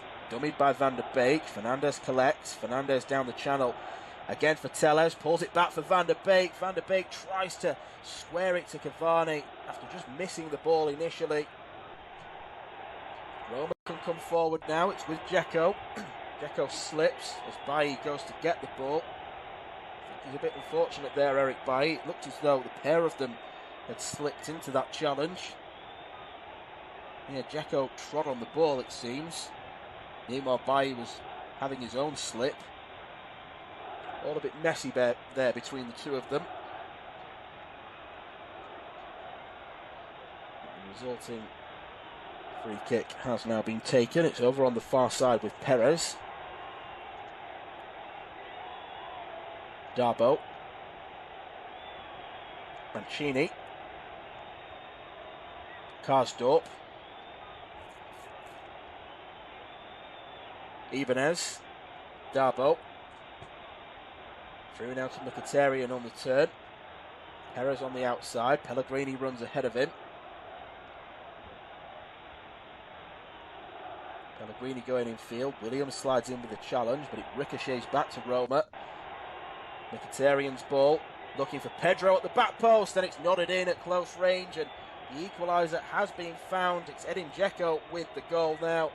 Roma back on level terms. They're running to place the ball back on the spot for half-time. I think it's still an impossible task, but they've deserved the goal on the basis of play this evening.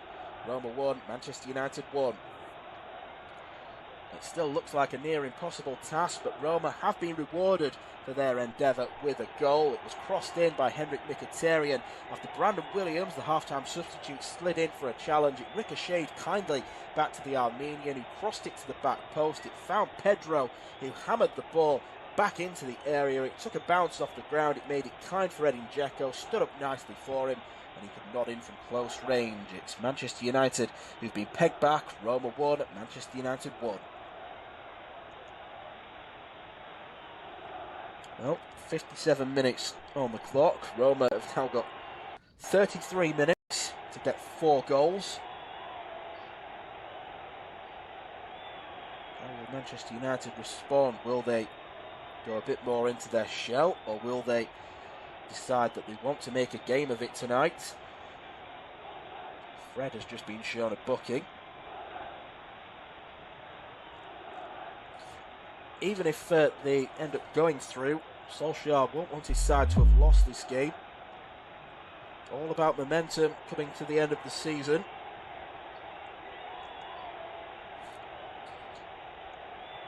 Poor defending in the middle. Pedro hammered it across, and then Dzeko was just stood in the middle of Maguire and Eric Bailly. There were good reactions, you've got to give him credit for that, but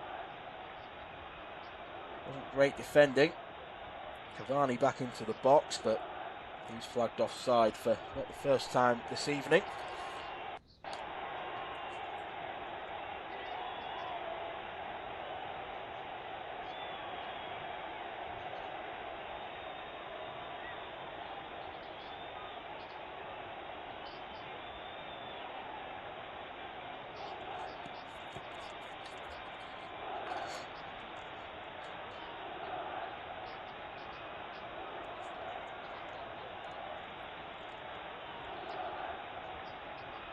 Here come Roma. Perez now drifting inside. Darboe. Comes to Karsdorp. Karsdorp rolls it to the edge of the box. Fred gets there first. Pellegrini. Maguire steps in. Oh, great skill by Fred, but he's given the ball away, and Roma do have another one. The shot, first time. I think it was Cristante that had the effort. It came from a mistake by Fred, giving the ball away on the edge of the box. Roma have turned this game around in very quick time. It's Roma 2, Manchester United 1.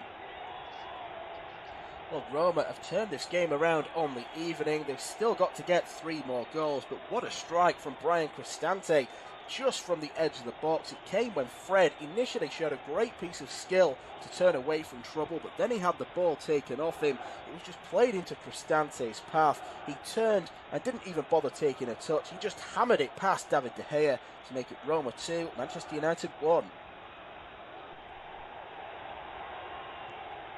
Will there be nerves in the Manchester United ranks now? Karsdorp coming forward. Roma could have another one here. They've been denied, have they? Yes, they have. Double save by David De Gea. Does this game ever fail to surprise? Well, Manchester United are coming forward and Cavani has just completely slipped as he went to play it forward. Throwing now for Roma. I'm sure Solskjaer will be urging for calm now.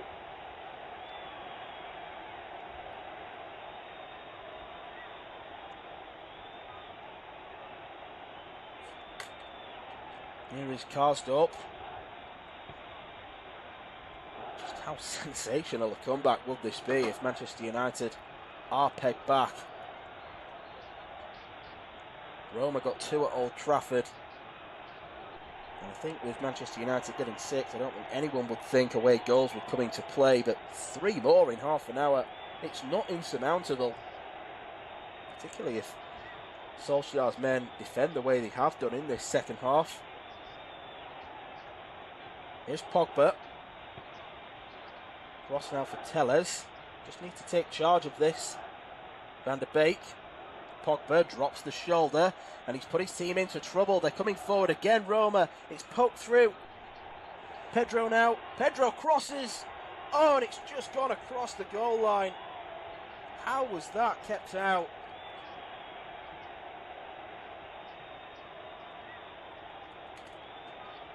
Did that hit the post? It was Pedro across.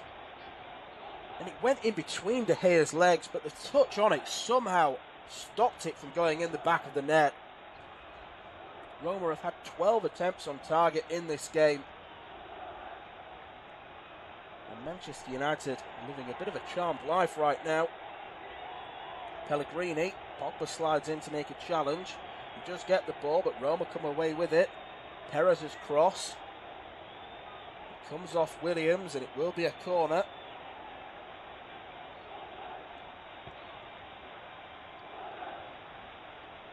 Karsdorp's cross, this header from point-blank range, was saved by De Gea, and the follow-up from Pedro was saved as well.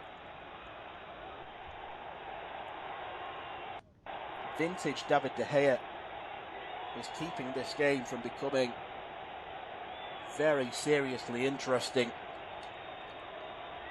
In terms of the tie, it's an interesting game. Anyway,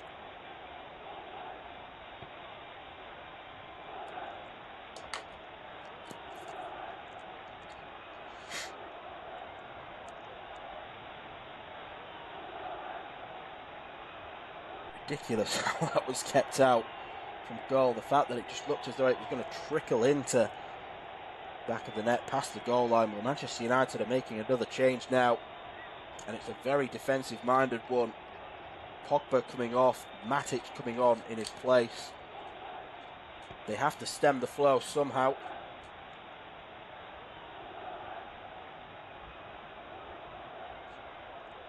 Don't think it's the only change they're making either. Sure, I saw Tuanzebe getting warmed up. Van der Beek wins it back on the edge of the Roma box. Backheels it now to Fernandes, who shoots, beaten away by Mirante. Well, we're focusing so much on Manchester United's defensive deficiencies. We're not focusing much on Roma's, but they're still there and they're still evident.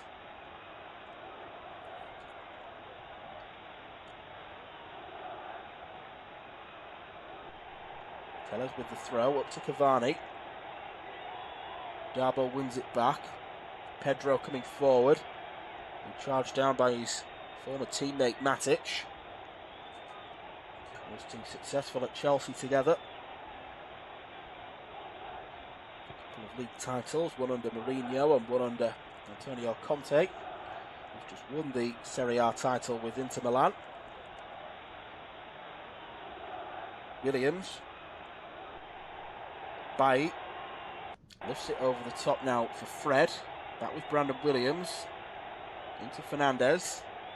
Fernandes being chased down. All he can do is just lift the ball to this near side for Tellez. Back with Maguire.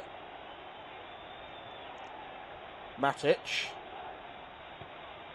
It's a really good ball from Nemanja Matic.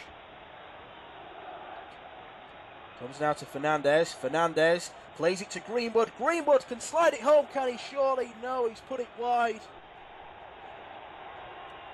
Well, he timed the run really well. Fernandez just kept his balance. I think the save was actually made by Morante, coming out and smothering it. Defenders were drawn across. Sure, there was a touch anyway. Perez is down on the floor. Given what Roma need to do, you feel this might be a proper injury.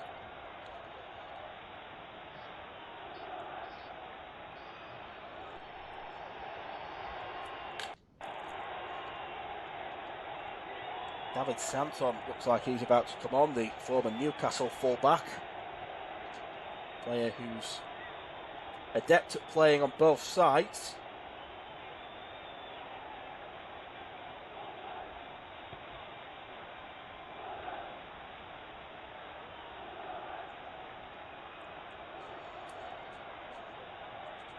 Game back underway.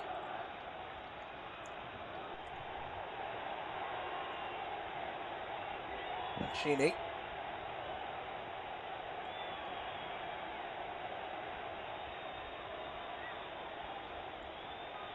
Smacked forward by Cristante. Out for a throw-in, which will be taken by Williams. And I think Santon is going to replace Perez directly, so yet another injury that Roma have collected from this tie. That's 5 now. Someone's keeping tally.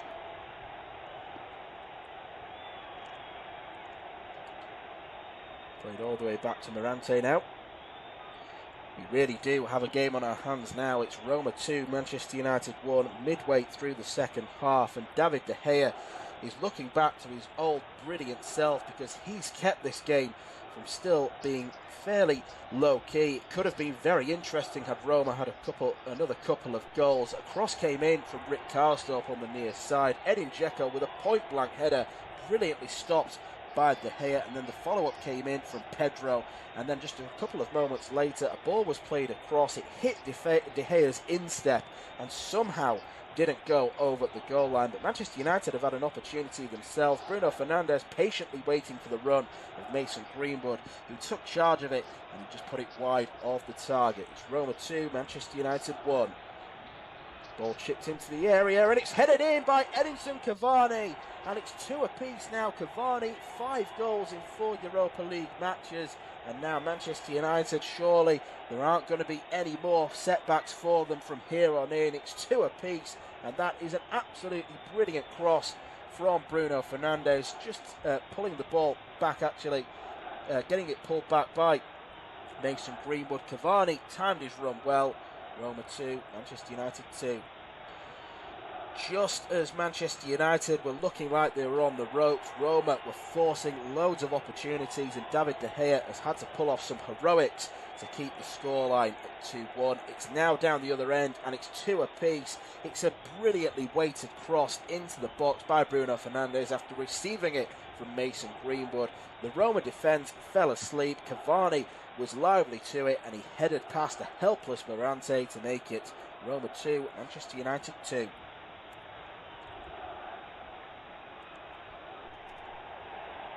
Sensational couple of games. We've had 12 goals on aggregate. 69 minutes into the game. Roma's hopes may just have been dashed.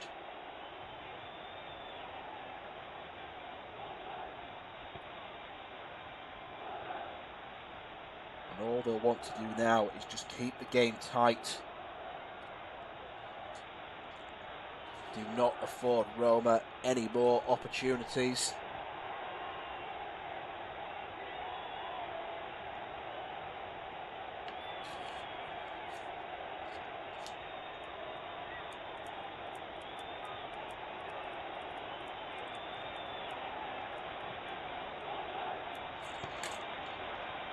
Mancini. 20 minutes to go now. Roma 2, Manchester United 2. Rolled forward through the midfield. It's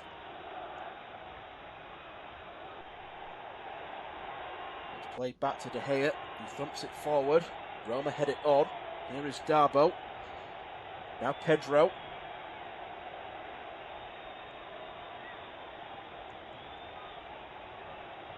Here's the substitute, Santon. Come on for Perez. Santon chips it in, chested down by Dzeko. Needs to pull it back, he did. But the shot was blocked at source. All very chaotic now between Roma and Manchester United. 2 apiece on the evening. 8-4 on aggregate to the Red Devils. Down the line now for Mkhitaryan. Bailly steps in. Williams gets there as well. Taking 2 of them to stop him. Bailly then clears forward. Nice touch by Fernandes. Matic onto Greenwood. Greenwood has players in space. Uses Fernandes. Tellers is making a run. Van der Beek's in the middle. Greenwood is as well. Played forward to Greenwood. He feels he was shoved out of the way by Mancini. Karsdorp's getting involved for no reason as well. Just a bit of handbags, pushing and shoving. Cavani's there as well. Cavani and Mancini properly squaring up. Why on earth was Cavani getting involved there? His side are looking so comfortable. And I get the impression they're going to be booked. Perhaps rightly so. Yep, yellow card apiece for Karsdorp and Cavani. And there can be no complaints.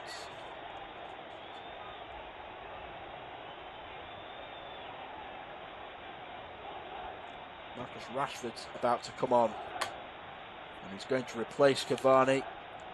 Sensible management that from Solskjaer. No chances need to be taken, and this 18-minute run out that Rashford gets isn't going to harm him too much, despite the fact a busy schedule is upcoming. And the goal was scored. Van der Beek was in an offside position, but not interfering with play. Cavani getting across and placing the header past Mirante. It's a really good goal scored. Denied the chance of a hat-trick.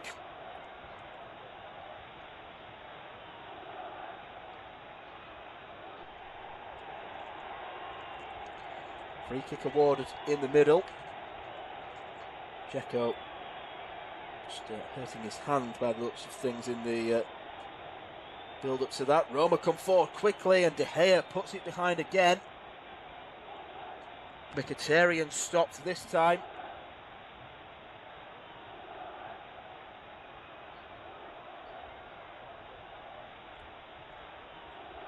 Narrow angle, so it was unlikely to ever beat De Gea, but the corner is still a good result. 17 minutes to go. Overhead kick comes in. It's not the best, in fact it's nearly gone out for a throw-in, but Mancini will rescue it. Has to pull it back now to Karsdorp. Oh, that's really poor from him, but poor from Manchester United as well. They've given it away once more. Tellers dives in to head away the cross from Mancini. Looks as though Darbo's gone down now.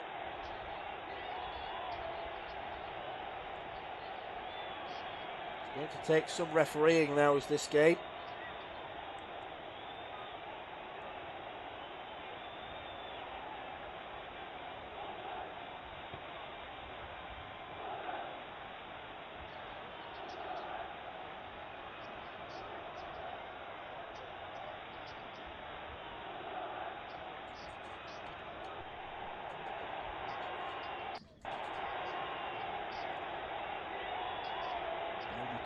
Manchester United 2, 15 minutes to go.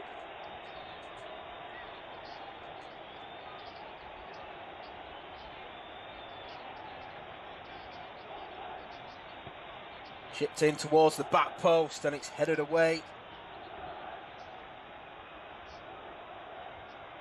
Nemanja Matic getting in the way in the nick of time.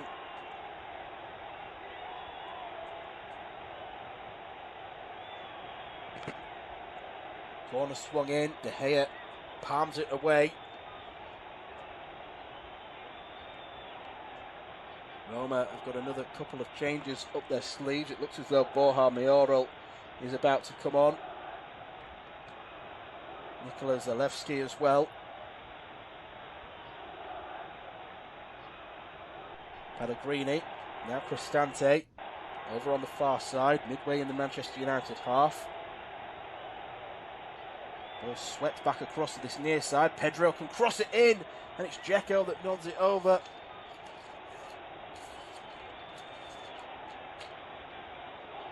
Chances beginning to dry up now, it seems, in terms of the real quality, and time's drying up as well. They cannot afford to keep missing chances.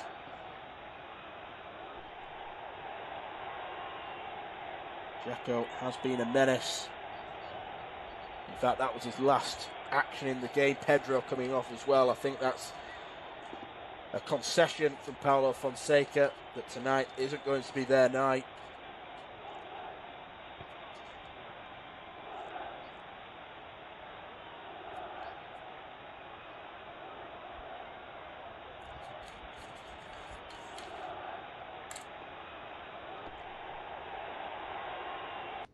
Mancini, Ibanez,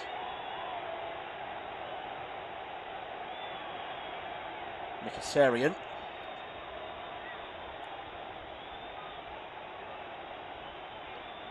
round the corner from Cristante, he smacks it forward, out into touch for a throw-in.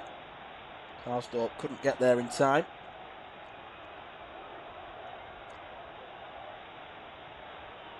Dzeko getting the handshake from Fonseca as he's eventually made his way around the perimeter of the park.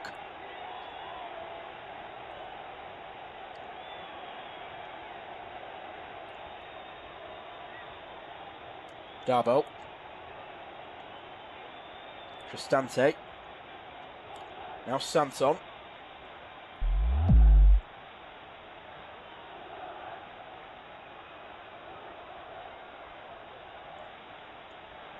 Darboe. It's played through now. Rashford, as he kept himself on side. I'm not sure he did, but nevertheless the keeper was out of his goal line very quickly. Hammered it forward. But Manchester United back in possession now. Telles. Forward quickly. And the same result. Morante out of his goal line. This time Greenwood was looking to get on the end of it.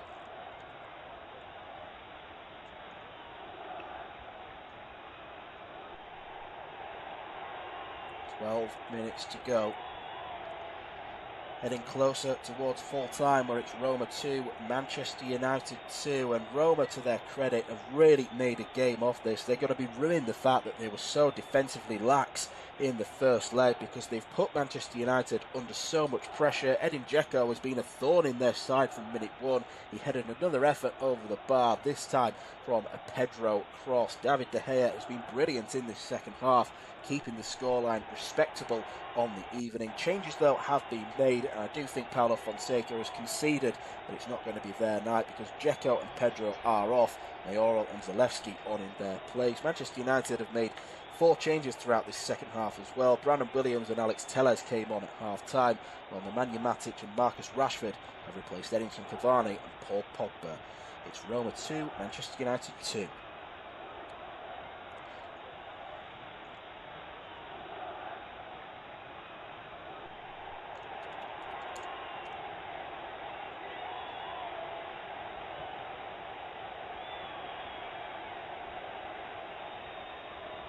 Here's Ibanez.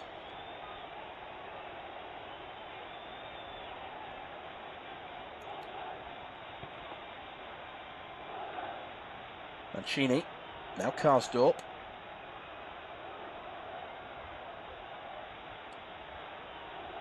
Ibanez. 10 minutes to go. Roma 2, Manchester United 2. Play forward quickly, but Bailly heads on. Just to keep you updated, by the way, in the other game, it's still 0-0. So as it stands, Manchester United will be playing Villarreal in the final of the Europa League, denying the all-English lineups in both major European finals. Williams.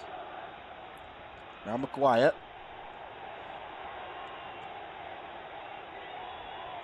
Tellers. Forward ball to Rashford. It's just a bit too long. Mancini blocks him and keeper will ball it out. Garbo runs into trouble. Karsdorp. Cristante. Mkhitaryan. Forward now to Pellegrini. Doesn't gather that pass in the nick of time. All that chance through his mind all night tonight if they don't go through, because it was right there. He was 6 yards out. It was a great ball from Bellerin. It had height on it. He got above well. The goalkeeper's on his line going, where are you going to head it? Down and low, and it hits the post. Free kick, Villarreal. Parejo's ball loops up high in the air. Leno catches it on his goal line. Again, comes hurtling out to the edge of his box. Arsenal are running out of time here. 10 minutes to play in the second half. As it stands, they are going out. Villarreal are going through to a final against Manchester United, who are 2-2 at the moment against Roma in the Stadio Olimpico, but leading 8-4 on aggregate. Arsenal get back up into the Villarreal box. Smith throws ball in. Players tumbling inside the box. And the referee gives the free kick to Villarreal. That was Albiol and Lacazette tussling for the Smith Rowe cross. Lacazette saying he had a handful of my shirt, 6 of one and half a dozen of the other. But again, it's just a chance for Villarreal to run down the clock. Well, it was right in front of the goal, wasn't it? Albiol got hold of Lacazette.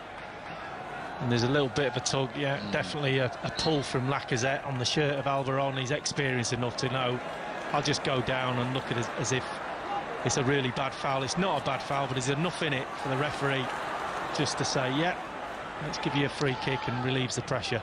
Still time, 9 minutes plus added time. Villarreal on the verge of something the club's never achieved in its history, making a major European final.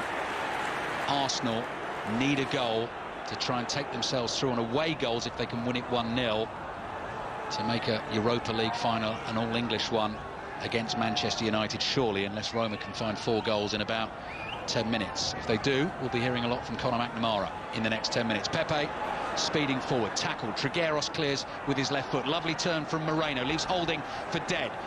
Bursting forward with speed down the left-hand side. 2 yellow shirts waiting for a cross in the middle. Here is Moreno. Backer is there. Moreno's decided to hold on to it. Holding holds him up. Well, Moreno's so slow that he beat Holding, got 5 yards on him, and then Holding got back by the time he got to the 18-yard box. Great bit of skill, but just doesn't have the pace to run away from defenders anymore. It really is. Desperate times for Arsenal now. Still 0-0. Trailing 2-1 on aggregate. Ali, they've got to build on the little bit of pressure that they've got, Arsenal, these last 8 or 9 minutes or so, but they've also got to try and upset this Villarreal. As you said, the pressure on them is now starting to build because they're so close, and they know that 1 goal puts Arsenal through at this stage, so they might start to get a little bit nervous, start to drop off a little bit, go towards their own goal, and that's when Arsenal have got to take advantage, try and win free kicks, put them under pressure, get corners, balls into the box, anything, just to put them under a bit of pressure and make them nervous. Can they create another chance, Arsenal? 0-0 on the night. Villarreal cleared down the left-hand side up towards Moreno. Tries to side-foot a ball back to Trigueros. Smith Rowe was too quick, too sharp. Gets onto it, leaves it to Partey. Partey runs into the heart of that Villarreal midfield. Saka now making ground down the left-hand side. Support from Willian on as a substitute with Lacazette. Willian works it onto his right foot. Oh, that's a good cross in. And Torres heads it behind. The goalkeeper came for it. Miscommunication. Corner for Arsenal. Well, he's had a few flaps, hasn't he, really? Every time he comes off his line, you think something's going to happen. And he got nowhere near that. And in the end, Torres got him out of jail a little bit. He's got his head on it, and he's looking at his goalkeeper as if to say, what are you doing? Just over 6 minutes to play. Willian to take the corner. 7 assists for Arsenal this season. Delivery needs to be good here. With his right foot, drives it hard to the far post. Lacazette's down in the box. Bellerin volleys it forward. Cleared. Smith Rowe jumps to win it. Martinelli just hacks it high in the air. Pedraza, the left back for Villarreal, is underneath it and volleys it away and out for a throw. 6 minutes to play. Another goal in Rome. Connor. Another goal for Roma, 3-2. They now lead on the night. It's 8-5 on aggregate to Manchester United. It was Zalewski, the substitute, who's trying to keep this alive for Roma, but they are running out of time. Just over 5 minutes to play. That's the game I should have been watching on my wedding anniversary, Lee. Exactly. I wanted Colin to say, and it's not over yet, but he didn't.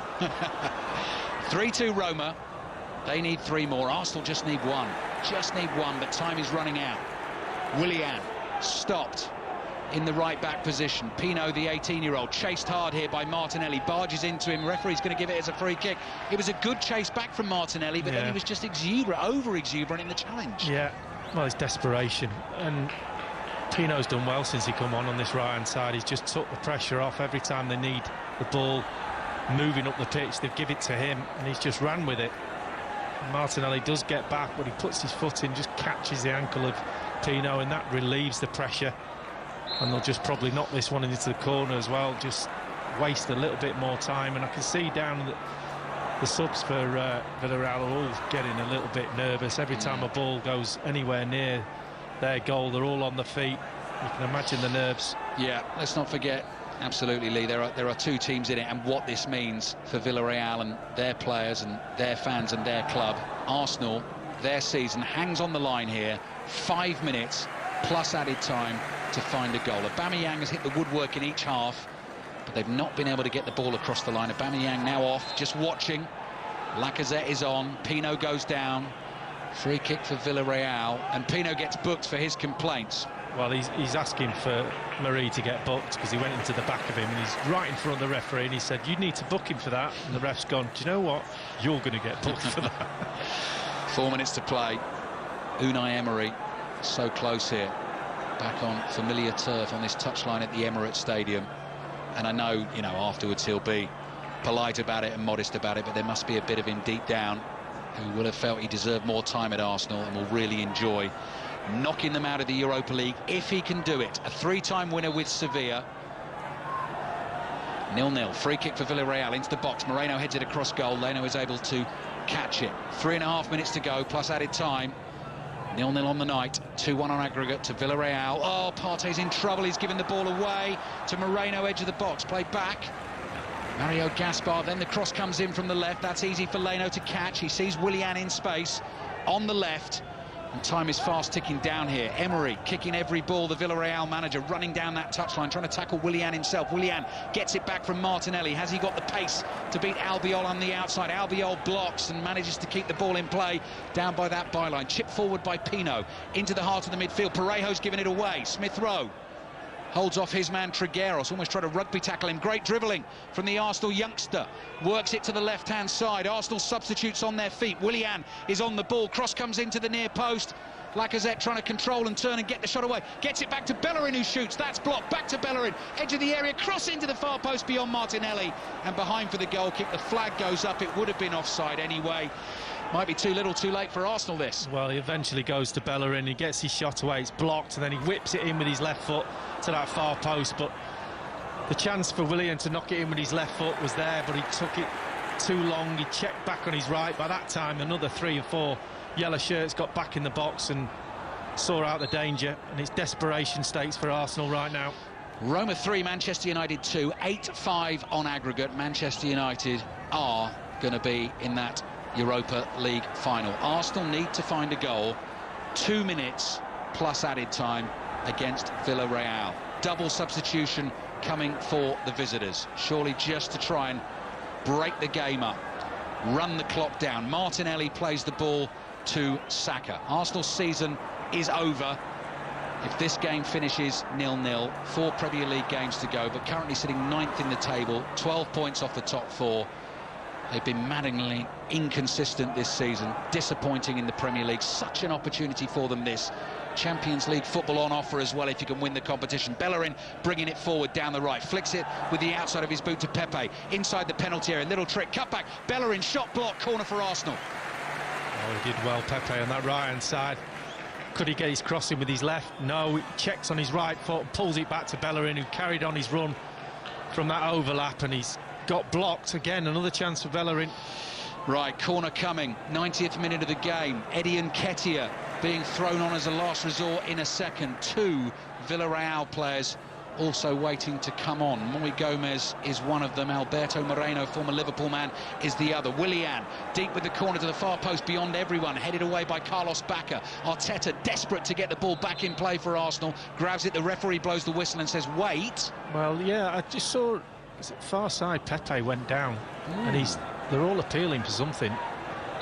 He's saying play on. OK, video assistant referee will be watching the pictures. Let's have a look at it, Lee, on the monitor. Well, he's being cuddled and nudged, and there is contact, but you see a lot of that in the penalty areas, and the video assistant referee hasn't seen anything wrong there. So 3 changes coming, slight break up in the momentum of the game, and then we are into the last few minutes of added time. Arsenal 0, Villarreal 0. Villarreal leading 2-1 on aggregate, and at the moment heading towards a first ever major European final. Not enough from Arsenal in the first half, better in the second half, but they've just not been able to find a way through. Well, they've not done enough, but you know, it's not over yet, and they get the goal and we forget about all that papering over the cracks to get into the final. So let's wait until the end of the game before we start analysing, but over the 2 games, not done enough so far. How many minutes added time went up there? Didn't see the board. I was looking at all the substitution numbers. Bellerin's come off and Nketiah's come on. I mean, basically the answer is not long left. Arsenal desperate now.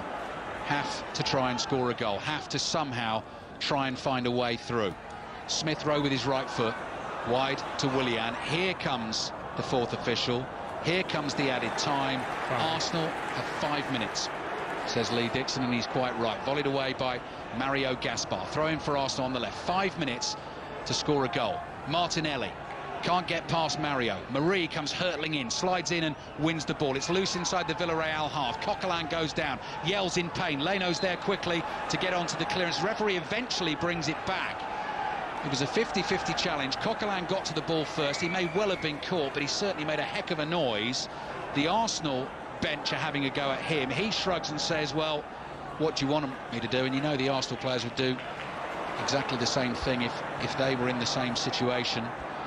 Well, he cleared the ball, and I guess there was a follow-through. We were following the ball down the other end because there was a little breakaway, and it was Nketiah just coming in and just leaving a bit on Coquelin. He jumps up in the air and screams. I'm not sure it warranted that, but he got what he wanted, and the free kick has just relieved the pressure again. And the goalkeeper, Rulli, will just pump this 40-50 yards into the corner if he can, and just get his team up the pitch.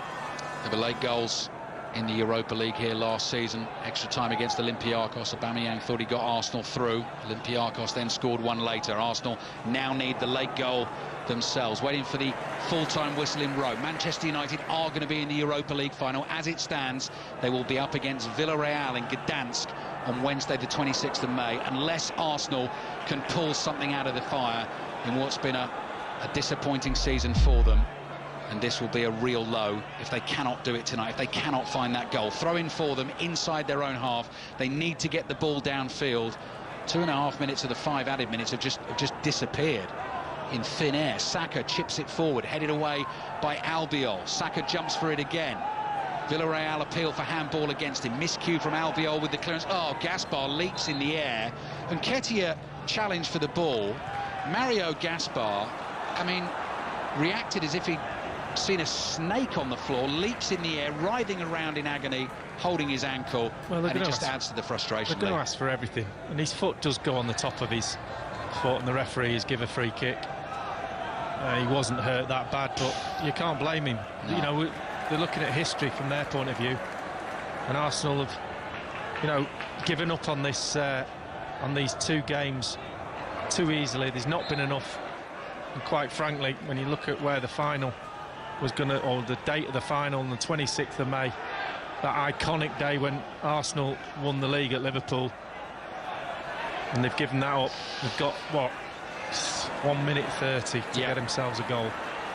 Yeah, that date suggests it was meant to be. Villarreal have had other ideas. Arsenal have hit the woodwork twice, but they have not done enough. Can they find something from nowhere late on here? 5 Live and BBC Sounds. Ball drops edge of the Villarreal box. Torres clears with his left foot. Goalkeeper was coming again. Willian underneath it for Arsenal on the halfway line. Bacca barges into the back of him. That was silly from the Colombian. We're into the last minute of added time. Arsenal have it. They've taken the free kick quickly. Partey decides to dribble forward. Pepe's in space on the right if he can find him. Partey just rolls it to his right and finds Willian. Villarreal with everyone behind the ball. They're almost there. Pepe says he was blocked. He's not going to get the decision. Arsenal need the ball back here. Trigueros on it in the left-back position. Turns and clears. Bacca side foots a ball into the midfield. Pablo Marie. And this is last chance saloon for Arsenal now. Marie to his left to Saka. Saka with his left foot, running at Villarreal defenders, wide to Martinelli, cuts him from the left flank, across to Partey. Villarreal subs are whistling for the final whistle. Their fans are not inside the stadium for them to do that. Added time is almost up. Pepe's ball in, headed away by Parejo. Pablo Marie heads it forward. Can't say he didn't have keys. You thought Xhaka was a top boy, he came in and said he had keys. Hands up if you managed PSG and you lost the league. One-man league and you lost it, but you still had man, you man mocked it. He always wins the Europa, win that and we make UCL. Yeah, you went to the final, in that he made UCL. Said sending shots at Wenger, putting out clips of training.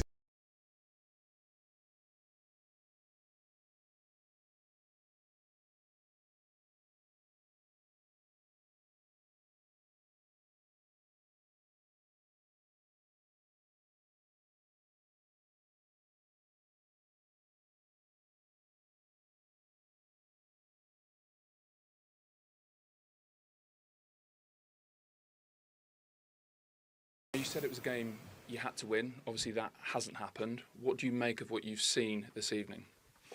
Good evening. Good evening. Wenger out, you was treasoning. Just for that they should leave him in. Let man bring the whole season in. But that Pepe ain't seasoning. Can't say he didn't have peas. You thought Xhaka was a top boy, he came in and said he had keys. Hands up if you managed PSG and you lost the league. One-man league and you lost it, but you still had man, you man mocked it. He always wins the Europa, win that and we make UCL. Yeah, you went to the final, in that he made UCL. Said sending shots at Wenger, putting out clips of training. To the still man crying the ball to a crowded box, that needs explaining. Don't know what he thought he was gaining. Got no clue what he said in your interview. The next minute, in 90 minutes. Press. Emery wants more press, but his team can't hack press. Playing out from the back mess. They cop David Luiz, but they passed to Gwen Doozy. Mistaken identity. Good evening, Mr. Emery. Good evening. Had said Bios spreading up Burnley. Everyone went mental. Better than Pogba, better than Keita. What? I swear that's a rental. Nobody thought by now that this guy would have done way more bits. Sacked at Spartak Moscow and he made big PSG hold 6. You lot did Arsene Wenger dirty, and you sold your soul for this guy. How can he diss Van Persie? I heard Torreira's playing attacking midfield when Ozil was there. Arsenal desperate now. Half pump this 40-50 yards into the corner if he can and just get his team up the pitch. There were late goals in the Europa League here last season. Extra time against Olympiacos. Aubameyang thought he got Arsenal through. Olympiacos then scored one later. Arsenal now need the late goal themselves, waiting for the full-time whistle in Rome. Manchester United are going to be in the Europa League final. As it stands, they will be up against Villarreal in Gdansk on Wednesday the 26th of May, unless Arsenal can pull something out of the fire in what's been a disappointing season for them. And this will be a real low if they cannot do it tonight, if they cannot find that goal. Throw in for them inside their own half. They need to get the ball downfield. 2.5 minutes of the 5 added minutes have just disappeared in thin air. Saka chips it forward, headed away by Albiol. Saka jumps for it again. Villarreal appeal for handball against him. Miscue from Albiol with the clearance. Oh, Gaspar leaps in the air.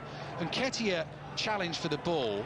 Mario Gaspar, I mean, reacted as if he'd seen a snake on the floor, leaps in the air, writhing around in agony, holding his ankle, and it just adds to the frustration. They're going to ask for everything, and his foot does go on the top of his foot, and the referee has given a free kick.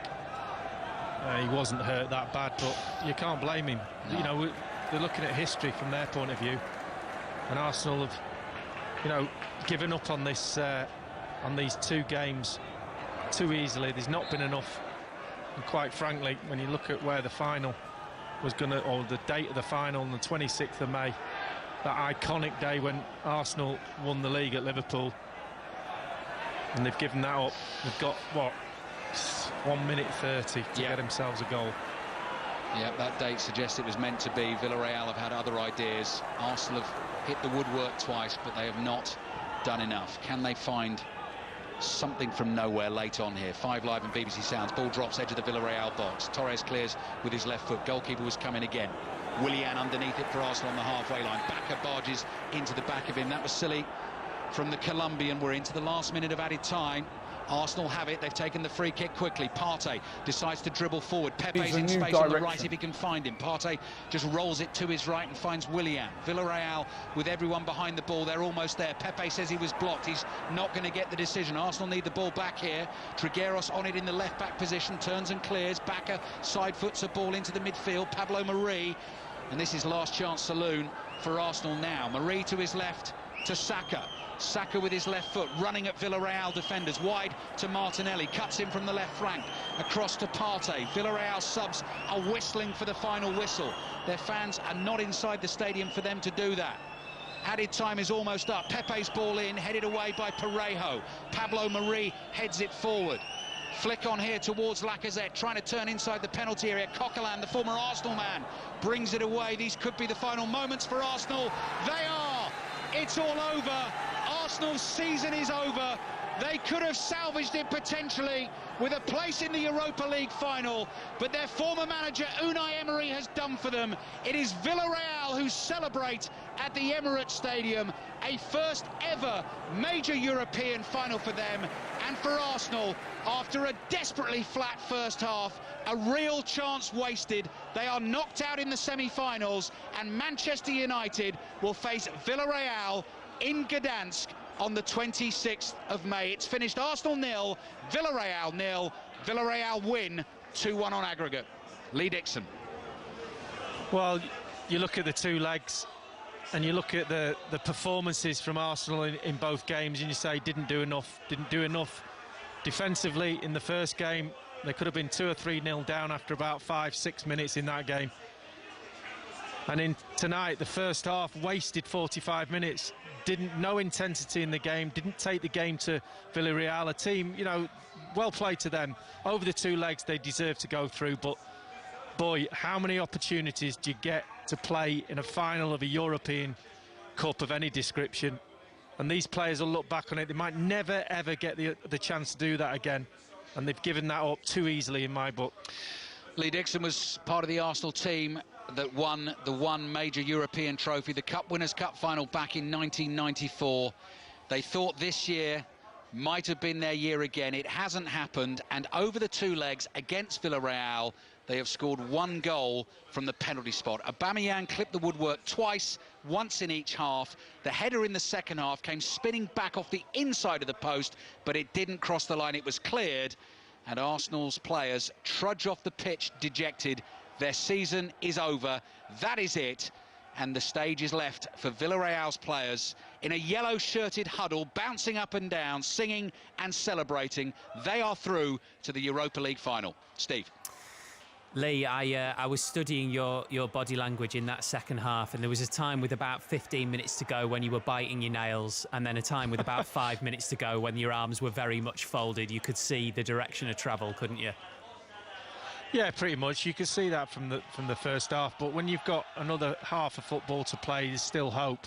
There's still a chance. And I knew that they'd come out in the second half, having had an Arteta half-time briefing, and be a little bit more positive. And they were, and they created a couple of chances, but not enough. I mean, if you can't score against Villarreal, and no, I'm not taking nothing away from them. I thought they played really well over both legs, but it's Villarreal in the semi-final of the Europa League, and they put 2 performances like that up. They don't deserve to go through to the final. If you can't score at least 1 goal, let alone 2 goals against this team in a semi-final with the players that they've got and the ability they've got in the team, then you don't deserve to play in a final. Oh, they are really celebrating, Ali. Yeah, big yellow banner prepared for the eventual result, which has gone their way. Nos vemos en Polonia, which I think, I don't speak Spanish. We'll see you in Poland. Final in Gdansk. As Lee says, congratulations to them. Unai Emery, having won the trophy 3 times with Sevilla, got Arsenal to a final, has got to another Europa League final. There they will meet Manchester United. They will cause them problems, but just sums up for me, Steve, just sums up Arsenal's season. On some occasions this season, you know, I'm thinking that second leg against Slavia Prague, you know, just absolutely destroyed them, a team that's been really good in this competition. Over these 2 legs, strange team selection in the first leg against Villarreal, but tonight, particularly the first half, just not good enough. Story of the season, I'm afraid.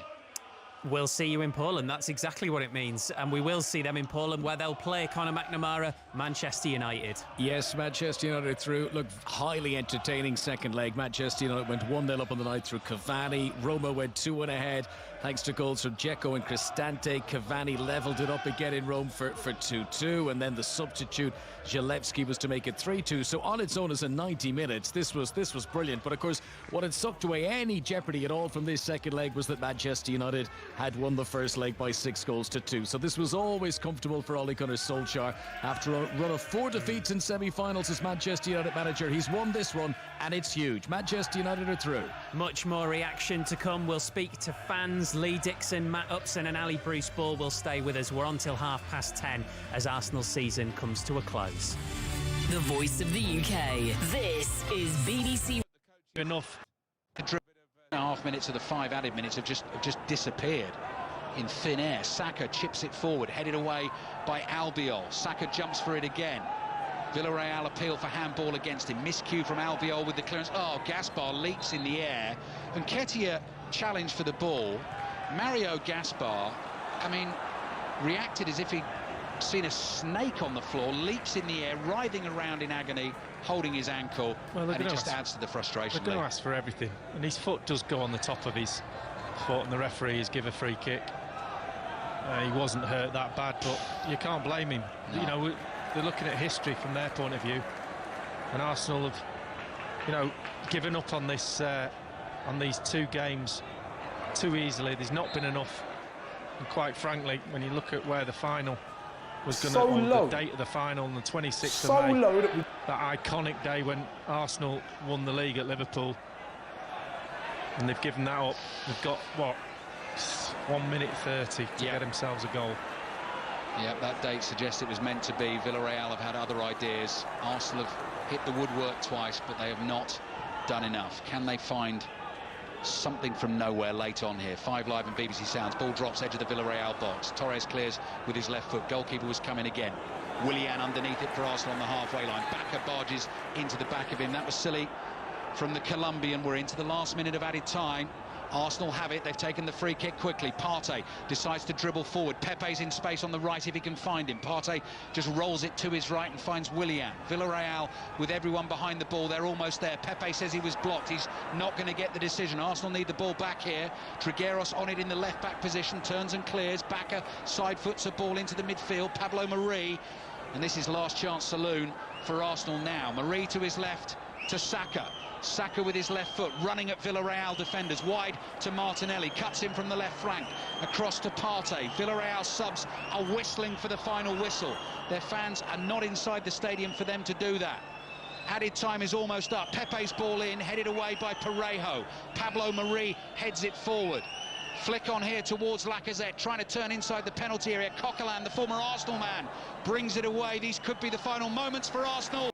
Opportunities do you get to play in a final of a European Cup of any description, and these players will look back on it. They might never ever get the chance to do that again, and they've given that up too easily in my book. Lee Dixon was part of the Arsenal team that won the one major European trophy, the Cup Winners' Cup final back in 1994. They thought this year might have been their year again. It hasn't happened, and over the 2 legs against Villarreal, they have scored 1 goal from the penalty spot. Aubameyang clipped the woodwork twice, once in each half. The header in the second half came spinning back off the inside of the post, but it didn't cross the line. It was cleared, and Arsenal's players trudge off the pitch dejected. Their season is over. That is it. And the stage is left for Villarreal's players in a yellow-shirted huddle, bouncing up and down, singing and celebrating. They are through to the Europa League final. Steve. Lee, I was studying your body language in that second half, and there was a time with about 15 minutes to go when you were biting your nails, and then a time with about 5 minutes to go when your arms were very much folded. You could see the direction of travel, couldn't you? Yeah, pretty much. You could see that from the first half. But when you've got another half of football to play, there's still hope. There's still a chance. And I knew that they'd come out in the second half, having had an Arteta half-time briefing, and be a little bit more positive. And they were, and they created a couple of chances, but not enough. I mean, if you can't score against Villarreal, and I'm not taking nothing away from them. I thought they played really well over both legs, but it's Villarreal in the semi-final of the Europa League, and they put two performances like that up. They don't deserve to go through to the final. If you can't score at least one goal, let alone 2 goals against this team in a semi-final with the players that they've got and the ability they've got in the team, then you don't deserve to play in a final. Oh, they are really celebrating, Ali. Yeah, big yellow banner prepared for the eventual result, which has gone their way. Nos vemos en Polonia, which I think, I don't speak Spanish. We'll see you in Poland. Final in Gdansk, as Lee says, congratulations to them. Unai Emery, having won the trophy 3 times with Sevilla, got Arsenal to a final, has got to another Europa League final. There they will meet Manchester United. They will cause them problems, but just sums up, for me, Steve, just sums up Arsenal's season. On some occasions this season, you know, I'm thinking that second leg against Slavia Prague, you know, just absolutely destroyed them, a team that's been really good in this competition. Over these 2 legs, strange team selection in the first leg against Villarreal, but tonight, particularly the first half, just not good enough. Story of the season, I'm afraid. We'll see you in Poland. That's exactly what it means. And we will see them in Poland, where they'll play Conor McNamara, Manchester United. Yes, Manchester United through. Look, highly entertaining second leg. Manchester United went 1-0 up on the night through Cavani. Roma went 2-1 ahead thanks to goals from Dzeko and Cristante. Cavani levelled it up again in Rome for 2-2. And then the substitute, Zalewski, was to make it 3-2. So on its own as a 90 minutes, this was brilliant. But of course, what had sucked away any jeopardy at all from this second leg was that Manchester United had won the first leg by 6-2. So this was always comfortable for Ole Gunnar Solskjaer. After a run of 4 defeats in semi-finals as Manchester United manager, he's won this one, and it's huge. Manchester United are through. Much more reaction to come. We'll speak to fans. Lee Dixon, Matt Upson and Ali Bruce Ball will stay with us. We're on till 10:30 as Arsenal's season comes to a close. The voice of the UK. This is BBC Radio 5 Live. BBC News at 10. Semi-final at home, we'll get one, and you said in commentary, Ali, didn't you, about the clock's ticking? And I was thinking, well, you know, it's plenty of time yet. And then I was looking at my watch going, yeah, it's 70 minutes now. Hang on a minute. I'm in a spot of bother here. Because you didn't create enough. And I think, Steve, you know, if the fans had been in this evening, they wouldn't have let Arsenal play. They'd have been on them in the first half. But I also think, you know, had it finished 0-0 and the performance had been like that with the fans in here, you know, particularly considering what we've heard outside again tonight, which I know is more, you know, protest against the ownership of the club, but it's the general state of the club and the sort of stagnation. I mean, they would have got an earful tonight for that performance from the fans. And, you know, as you were reading out on social, there's been some very critical messages, haven't there? Oh, yeah, 1 or 2. I mean, let me read you a couple that we've had about Mikel Arteta specifically. Tracy, shocking from Arsenal. Everything wrong from top to bottom. How can a manager not inspire his team for a semi-final? Not good enough across the board. Paul, Arsenal as a club are only going downwards. Total clear-out needed. We need new owners, a new manager, and a lot of these players just aren't good enough. And we've also seen Martin Keown speaking on TV saying this. The manager comes under enormous pressure. You look at the wisdom of a young manager coming here. His inexperience has maybe cost him. It seemed to me this was the rescue package tonight and it didn't arrive. The team didn't turn up. He was outsmarted by the old manager, and that's embarrassing. I think Arsenal fans are feeling embarrassed tonight, Matt. I think that is the word. Yeah, I would agree. I would agree with that entirely. I think there's a lot of Arsenal fans sitting at home having watched that and being a little bit embarrassed, maybe not wanting to look at their phone, not maybe wanting to see what messages are coming their way, because it was so poor.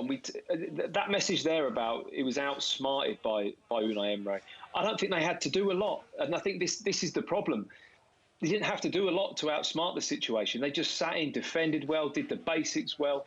Arsenal never really changed gear. They weren't able to lift their level for this game, and it ended up being almost like a typical Arsenal performance at the moment.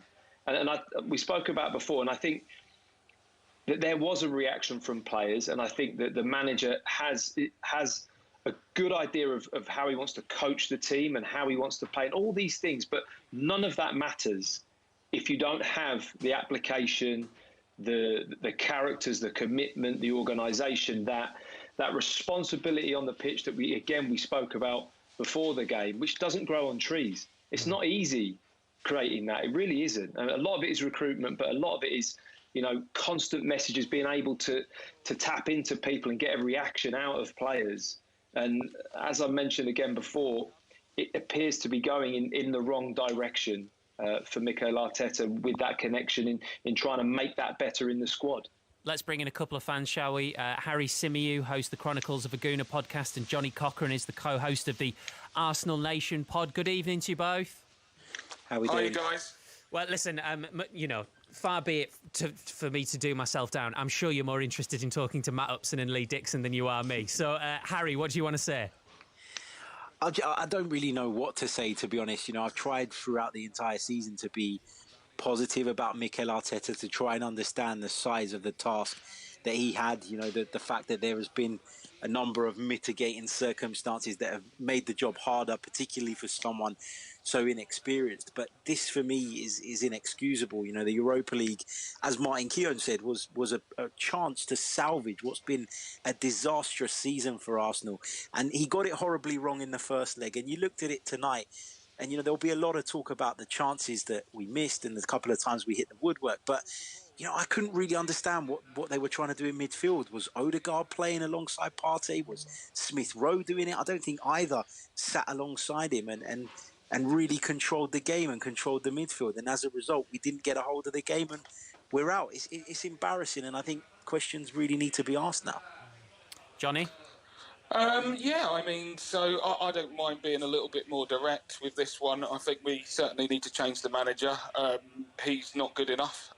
And I have given him a leash long enough to hang himself, dare I say, in the fact that I think that, as Harry mentioned and Martin Keown mentioned, this would have been a get-out-of-jail-free card if we could have brought the first European trophy back to the Emirates, back to Arsenal in nearly 30 years. That, for me, is enough to keep your job. But at this stage, you'd have to look at where the greater project is leading. And for me, it's dizzy and confused. From the top down, we need changes. That includes the ownership. Very much so. We've stagnated under Kroenke's ownership, and I would like to see someone new come in with new ideas and a connection to the fans. But in terms of just Arteta, when you try to assess his impact on the club and whether he has in fact been a success, I think when we appointed a new young manager, we were expecting to get new innovative ideas. To a certain extent, we've seen flashes every now and then, but ultimately, he's making the mistakes of someone who doesn't have the experience to draw upon. I don't think he's getting reactions from the players anymore, not inspiring them. And that, for me, is the biggest point. At the end of the day, when you're talking about a massive game that will pretty much dictate his career, you've got to have the players' application at the bare minimum. They have to be trying. And for me, there was a lack of intensity, a lack of energy, and that simply isn't acceptable at this stage. Well, I think, Johnny, you're spot on as far as the application and the intensity in the game tonight. I think the frustration boils down to lack of results, lack of progress. You see what we did last season, we're winning the Cup, and then you think, well, we've missed an opportunity to get into a final. But the fans, and we're all watching week in, week out in the Premier League, and you've got to see progress. And you see that the results and the position in the league. He is a very inexperienced manager. It's his first job. I'm more than happy to give him time. I'm not jumping on the bandwagon saying, right, get him out, because I'm a big believer in a manager and a coach is only as good as the players he's got underneath him. It's his first job. He's got to get his ideas on. I know he's a very, very good coach. I've got, people at the club who've told me about what's happening on the training pitch. A brilliant coach with the players. So that's a good side of things. That's something that the youngsters will learn off him. I'm sure he's got a lot of that off Pep and being in that environment. But there's a difference between doing that as a coach and doing it as a manager. When you go on over that line, he then becomes a manager. And has he got a plan B to fall back on? And after the first leg, and then you look at tonight and you'd say, it seems mixed messages. It seems like he's trying a little bit too hard. He hasn't got a formula that he can rely on and just say, right, we're going to play this way. And you're asking for big things, Johnny. You're saying, right, I need a change at the top. We need a new owner. We need a new manager. We need new players. That ain't going to happen overnight, even if you get a change of ownership. And the owners don't want to sell, by the way. So you're in that position. All of a sudden, you're trying to buy a car and the bloke's still driving around in it. You're not going to get it. So ultimately, he's got to turn around and say, yeah, you can have me Ford Capri. I don't want it anymore. At the moment, that's not the case. So it doesn't matter how much money he throws on the table at the moment. That's not the position. So I'm all for the fans being more involved and obviously Thierry and Patrick and Dennis getting them involved. I don't know, I said before, I don't know what they know about running a football club, but if they're at the front of it and trying to get the fans involved, yes, all for that. But it's probably got to, more than that's a process. Lee. Yeah, but that's a process. That's going to take time. And at the moment, everybody wants change instantly, and it's not going to happen. So you've got to be patient. And I understand. I'm frustrated. You know, I work in the media, and I see a lot of Arsenal games. So of course we all want the best for them. We want them to be in the final, but it's not going to happen overnight. And ultimately, you're only as good as the players on the pitch. And this bunch of players is not good enough for the standards that this club has had before. And so whose fault's that? Well, we haven't been given enough money. The recruitment, it goes on and on and on. So this isn't a quick fix, and this is going to take years to fix, whether there's new owners or not. But Lee, can I just come back on one point though? And I do completely get your perspective, and I do understand that it can feel a little knee jerk, but. The problem with Arteta is his judgment has to get called into question. You know, you're talking about the players that we've got are below par, and I don't disagree. But, you know, who chose to sign Willian? At the end of the day, Arteta was very instrumental in bringing Willian to the club, and he's gave him a lot of money, a lot of resources that could have been used to go elsewhere. We had a judgment in the summer about which keeper we needed to take, and ultimately it doesn't look like the right choice was made there, in my opinion. You know, when some of the younger players that are clearly the only bright spark for us at the moment. You know, you've got your Emile Smith-Rowe, who's a sensational talent, and Saka's been our best player. But Martinelli needs to be getting far more game time right now, because even though they are young and they're learning on the job, they are still looking like the only ones who might be able to, through experience and through getting game time, progress to the next level. So we might be able to grow some superstars. But that absolutely only comes from them getting game time and sharpening their wits, because at the end of the day, some of the players who are getting game time, for me, they're a busted flush and they're not going to go anywhere. I feel a little bit sorry for Arteta in some ways, though. You know, and I mentioned it before. I talked about sort of all the things he's had to deal with, and when you consider that it's been a really strange season for a number of reasons, we've been without key players at key times. You know, we've had the Aubameyang issues, which I don't think anybody foresaw when he signed that contract. You know, we all thought happy days, he's going to sign, he's going to kick on, he's going to push on. There have been disciplinary issues, there have been issues with his health and his mother's health, and some of that can't be helped. But I feel like Mikel Arteta has had to deal with a lot, and probably a lot more than the average manager would. And when you put that together, plus the fact he's inexperienced, plus the fact that, as Lee says, the players at the club are just simply not good enough, I think when you take all of that into consideration, and I'm as upset and frustrated as anyone and embarrassed by what's happened tonight, but I think it's a little bit naive to think that if we just sack Mikel Arteta tomorrow morning, that everything's going to be fixed. I think the problems at Arsenal are much deeper than that. And the fact that we're in a position now where we've rested everything on qualifying for the Europa League final. I know it's a big competition and you want to get to the latter stages, but the reason we've put so much on it is because we've quite frankly been hopeless in the Premier League. And that is the bigger picture of the season rather than just what's happened over these two legs, I think. Sorry, Matthew, go for it. I'm really interested in what you two guys. I mean, what is the bare minimum? What's the minimum requirement when you turn up at the Emirates and you watch Arsenal play? Because I think that's an important question for both of you. Do you know what, Matthew? That was actually the point I was just about to make. So well done. You're obviously a mind reader and very, very good at your job, clearly. But I do think. I wouldn't go that far.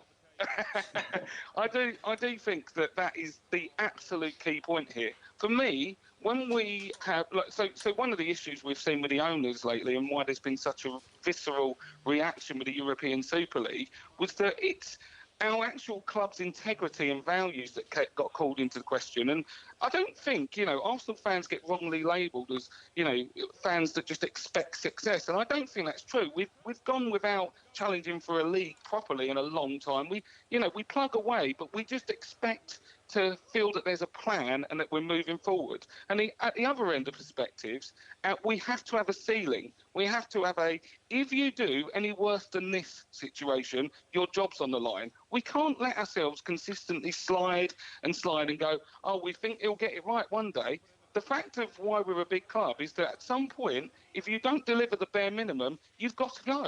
And this isn't just like knee-jerk kind of, just kind of clickbait comments. The reason is I think that because he is such a naive manager, it's his first job, and he can't help that.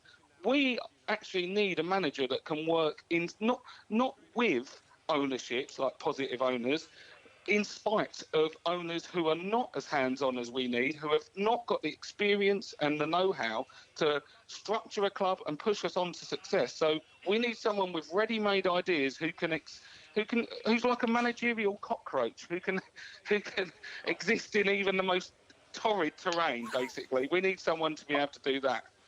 I asked both of you that question because I think it's something that you have to almost, when you've got all that going on at the football club, and there's, we're darting from on the pitch to off the pitch all the time because this is the story of Arsenal at the moment.